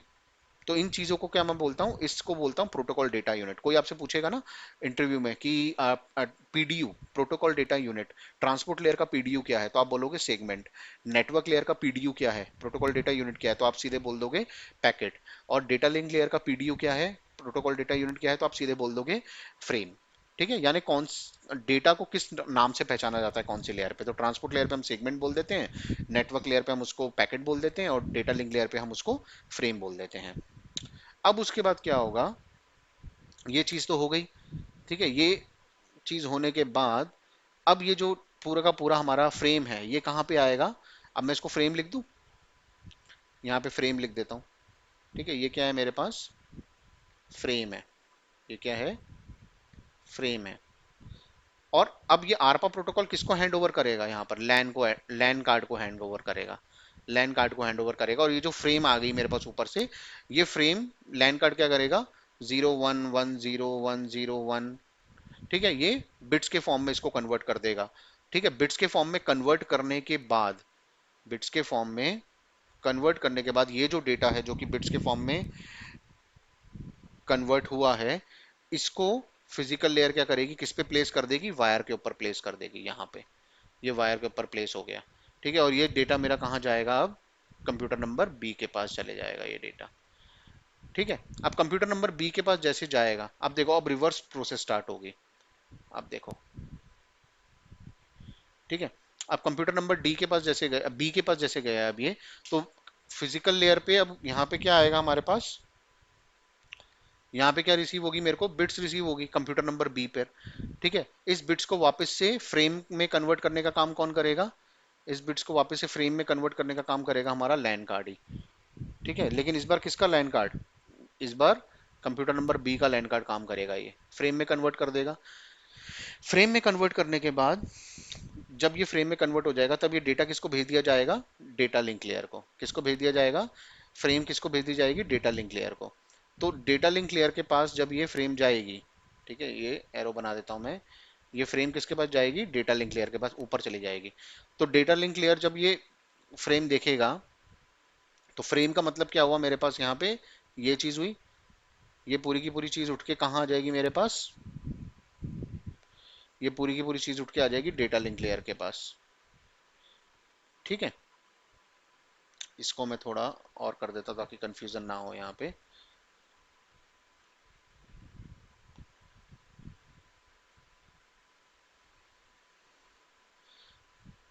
ठीक है, यहाँ पे तो ये फ्रेम थी, फ्रेम पूरी की पूरी उठ के कहाँ आ गई, डेटा लिंक लेयर के पास आ गई। अब डेटा लिंक लेयर ने क्या किया, अपना हेडर पढ़ना स्टार्ट किया। डेटा लिंक लेयर ने देखा सोर्स मैक एड्रेस 0A है, डेस्टिनेशन मैक एड्रेस 0B है। क्या ये मेरे लिए बना है? हाँ मेरे लिए बना है, क्योंकि डेस्टिनेशन मैक एड्रेस उसको पता लग जाएगा 0B है। ठीक है, और 0B के बाद यहाँ पर टाइप फील्ड क्या है, 0x0800। ठीक है, यानी ये मेरे पास जो पूरी की पूरी चीज आई है, ये मेरे पास जो पूरी की पूरी चीज आई है, फ्रेम था बेसिकली। देखो, ये फ्रेम जो थी, ये किसने कन्वर्ट करी थी, लैन कार्ड ने। लैन कार्ड ने क्या किया, बिट्स को किस में कन्वर्ट कर दिया, फ्रेम में। और फ्रेम में कन्वर्ट करने के बाद ये किसको भेज दिया, ऊपर भेज दिया, कौन से प्रोटोकॉल को, आरपा प्रोटोकॉल को। आरपा प्रोटोकॉल को भेज दिया। उसके बाद जो हमारी डेटा लिंक लेयर थी उसने हेडर खोला अपना, और हेडर देख के बोला कि डेस्टिनेशन मैक एड्रेस मेरा है, तो उसको एक्सेप्ट कर लिया। एक्सेप्ट करने के बाद उसने देखा टाइप फील्ड 0x0800, यानी मेरे को ऊपर वाली लेयर को तो भेजना है, लेकिन ऊपर वाली लेयर पे कौन से प्रोटोकॉल को भेजना है, तो ये टाइप फील्ड की मदद से वो पहचानेगा। तो टाइप फील्ड की मदद से हमको पता लगा कि ऊपर वाली लेयर पे आईपी वर्जन 4 को पैकेट भेजना है। तो अब ये जो पैकेट है, ये जो हमारा पैकेट है, ये पैकेट उठ के कहाँ चले जाएगा, हमारा ये वाला आ गया। ठीक है, ये वाला जो पैकेट है ये उठ के कहाँ चले जाएगा, अब हमारा नेटवर्क लेयर पे चले जाएगा। अब नेटवर्क लेयर क्या करेगी, अपना आईपी अपना हेडर खोलेगी और अपने हेडर पे देखेगी डेस्टिनेशन आईपी एड्रेस क्या है, 20.2, यानी मेरा ही है, उसको एक्सेप्ट कर लेगी। अब वो देखेगी ये जो सेगमेंट जुड़ा हुआ है इसके साथ, ये कहाँ पे ट्रांसफर करना है मुझे, ट्रांसपोर्ट लेयर पे तो ट्रांसफर करना है। ठीक है, ये मुझे ट्रांसपोर्ट लेयर पे तो ट्रांसफर करना है, लेकिन कौन से प्रोटोकॉल को ट्रांसफर करना है, तो प्रोटोकॉल नंबर 6 को। प्रोटोकॉल नंबर 6 कौन सा होता है, टीसीपी। तो ट्रांसपोर्ट लेयर पे कौन से प्रोटोकॉल को ट्रांसफर होगा, ये तो प्रोटोकॉल नंबर 6 को ट्रांसफर होगा। तो ये जो एक्चुअल में जो ये डेटा होगा, ये जो एक्चुअल में हमारा जो डेटा है, ये कहाँ पे पहुंच गया, ट्रांसपोर्ट लेयर पे पहुंच गया। ठीक है, ये ट्रांसपोर्ट लेयर पे पहुंच गया। ट्रांसपोर्ट लेयर पे पहुंचने के बाद अब ये तो एक सेगमेंट आई है, अब यही की यही प्रोसेस जो है ये दूसरे सेगमेंट के लिए भी होगी। ये यहाँ से, ठीक है, ये दूसरा सेगमेंट आएगा, फिर ये तीसरा सेगमेंट आएगा, फिर ये चौथा सेगमेंट आएगा। इस तरीके से हमारी ये सारी प्रोसेस वापस से होगी यहाँ पे। ठीक है, अभी तक आपने क्या किया था, सेगमेंट 1 को उतारा था, आप सेगमेंट 2 को उतारोगे नीचे नेटवर्क लेयर पे, फिर सेगमेंट 3 को उतारोगे, ये जो सारी प्रोसेस करी ये सारी प्रोसेस करोगे। तो इस तरीके से मेरे पास यहाँ पे सारे जो ये सारे के सारे जो हैं सेगमेंट्स हैं वो इकट्ठे हो जाएंगे यहाँ पे। ठीक है, ये सारे के सारे सेगमेंट्स मेरे यहाँ पे इकट्ठे हो जाएंगे। ठीक है, अब जैसे ही यहाँ पे इकट्ठे हो जाएंगे, रीअसेंबली करेगा टीसीपी। हो सकता है आगे पीछे आए, मेरे को सेगमेंट नंबर 2 पहले मिल जाए, सेगमेंट नंबर 1 बाद में मिले, तो इसकी क्या होगी, सेगमेंटेशन करा था हमने, रीअसेंबली करेंगे, यानी इसको वापस से एग्जैक्ट फॉर्मेट में सीक्वेंस नंबर में इसको हम वापस से अ, चढ़ा देंगे, मतलब 1 2 3 4 के हिसाब से लगा देंगे। ठीक है, अब ये जो पूरा का पूरा हमारा डेटा बनेगा, ये पूरा का पूरा जो डेटा है, ये कहाँ पे जाएगा हमारा, ये पूरा का पूरा डेटा किसको मिल जाएगा, अब ये सेशन लेयर को। ठीक है, और सेशन लेयर से ये डेटा कहाँ चले जाएगा, प्रेजेंटेशन लेयर पे, प्रेजेंटेशन से डेटा एप्लीकेशन लेयर पे, और एप्लीकेशन लेयर पे जाने के बाद ये डेटा किसको मिल जाएगा, यहाँ पे एचटीटीपी को। एचटीटीपी को क्यों मिलेगा, क्योंकि यहाँ पे मैंने पोर्ट नंबर क्या लगा रखा है, डेस्टिनेशन पोर्ट नंबर 80। ठीक है, इस तरीके से सारी प्रोसेस होगी। अब जब ये सर्वर रिप्लाई करेगा, अब जब ये सर्वर रिप्लाई करेगा ना, जो ये वाला जो सर्वर होगा, अब जब इसको रिप्लाई करना है तो वो भी ये सेम प्रोसेस करेगा। आपका जो डेटा होगा वो फिर एप्लीकेशन लेयर पे आएगा, एप्लीकेशन लेयर से डेटा प्रेजेंटेशन पे आएगा, प्रेजेंटेशन से सेशन पे आएगा, फिर उस डेटा को हम टुकड़ों में बांटेंगे। फिर टुकड़ों में बांटने के बाद इस बार क्या होगा, तो सोर्स पोर्ट आएगा, सोर्स पोर्ट इस बार आपका लग के आ जाएगा पोर्ट नंबर 80, और डेस्टिनेशन पोर्ट इस बार लग के आ जाएगा 1026। ठीक है, उल्टा हो जाएगा बस, और बाकी ये सारी चीजें वैसी चलेंगी। फिर यहां से जो डेटा है मेरा, इस यहां से देखो, पहले यहां से डेटा गया था हमारा ऊपर से नीचे। ठीक है, और फिर यहां से डेटा, जैसे डेटा जो गया हमारा कैसे गया, नीचे से ऊपर गया। ठीक है, अब जब ये सर्वर भेजेगा, जब ये कंप्यूटर बी भेजेगा कोई भी डेटा, तो फिर ये कैसे जाएगा, कंप्यूटर बी कोई भी डेटा भेजेगा तो ये जाएगा ऊपर से नीचे इस तरीके से, और फिर यहाँ पे मिलेगा कैसे, यहाँ पे फिर से हमारी फिजिकल लेयर से डेटा पहुंचता हुआ कहाँ जाएगा, ऊपर तक जाएगा। तो ऐसी ये प्रोसेस हमारी दोनों कंप्यूटर्स के बीच में चलेंगी। ठीक है। ठीक है, तो एक छोटा सा टॉपिक इसमें और कवर कर लेता हूं मैं साथ में। यहाँ पे छोटा सा टॉपिक और कवर कर लेते हैं। 2 मिनट जैसे इसमें, तो इसमें हम देख लेते हैं। इसमें हमारे पास यहाँ पे विच device works on on which layer, कौन सी डिवाइस कौन सी लेयर पे काम करती है। तो जैसे हम बात करते हैं स्विच के बारे में, तो स्विच जो है हमारे पास, स्विच जो है वो हमारे पास कौन सी स्विच के ऊपर, जैसे स्विच की अगर हम बात करते हैं तो स्विच पहचानता है हमारे मैक एड्रेस को। ठीक है, मैक एड्रेस को पहचानता है, तो ये कौन सी लेयर पे हमारे पास काम करता है। ठीक है, मैक एड्रेस जो स्विच है हमारे पास कौन सी लेयर पे काम करता है, बेसिकली लेयर 2 पे, लेयर 2 पे काम करता है ये। ठीक है, जो स्विच है हमारा वो कौन सी लेयर पे काम करता है, लेयर 2 पे। इसी तरीके से जो राउटर है, राउटर की अगर हम बात करते हैं तो राउटर कौन सी लेयर पे काम करता है, राउटर पे हम बात करते हैं आईपी एड्रेस की। ठीक है, तो राउटर की अगर हम बात करें तो राउटर कौन सी लेयर पे काम करता है, लेयर 3 पर। ठीक है, लेयर 3 डिवाइस बोलते हैं राउटर को, स्विच को हम लेयर 2 डिवाइस बोलते हैं। ऐसे ही अगर हब है तो हब जो है हमारा वो, हब जो है हमारा कोई सी भी लेयर जो ना वो आईपी पे काम करता है ना वो मैक पे काम करता है, तो ये कौन सी लेयर पे काम करता है, लेयर 1 डिवाइस पे, लेयर 1 पे काम करता है।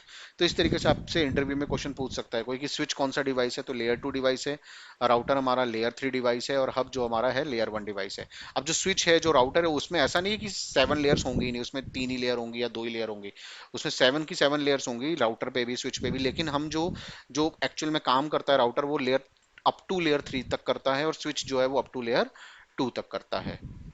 ठीक है, तो ये था पूरा आपका ओ एस आई मॉडल। ठीक है, तो आज के लिए इतना ही पढ़ते हैं। Thank you.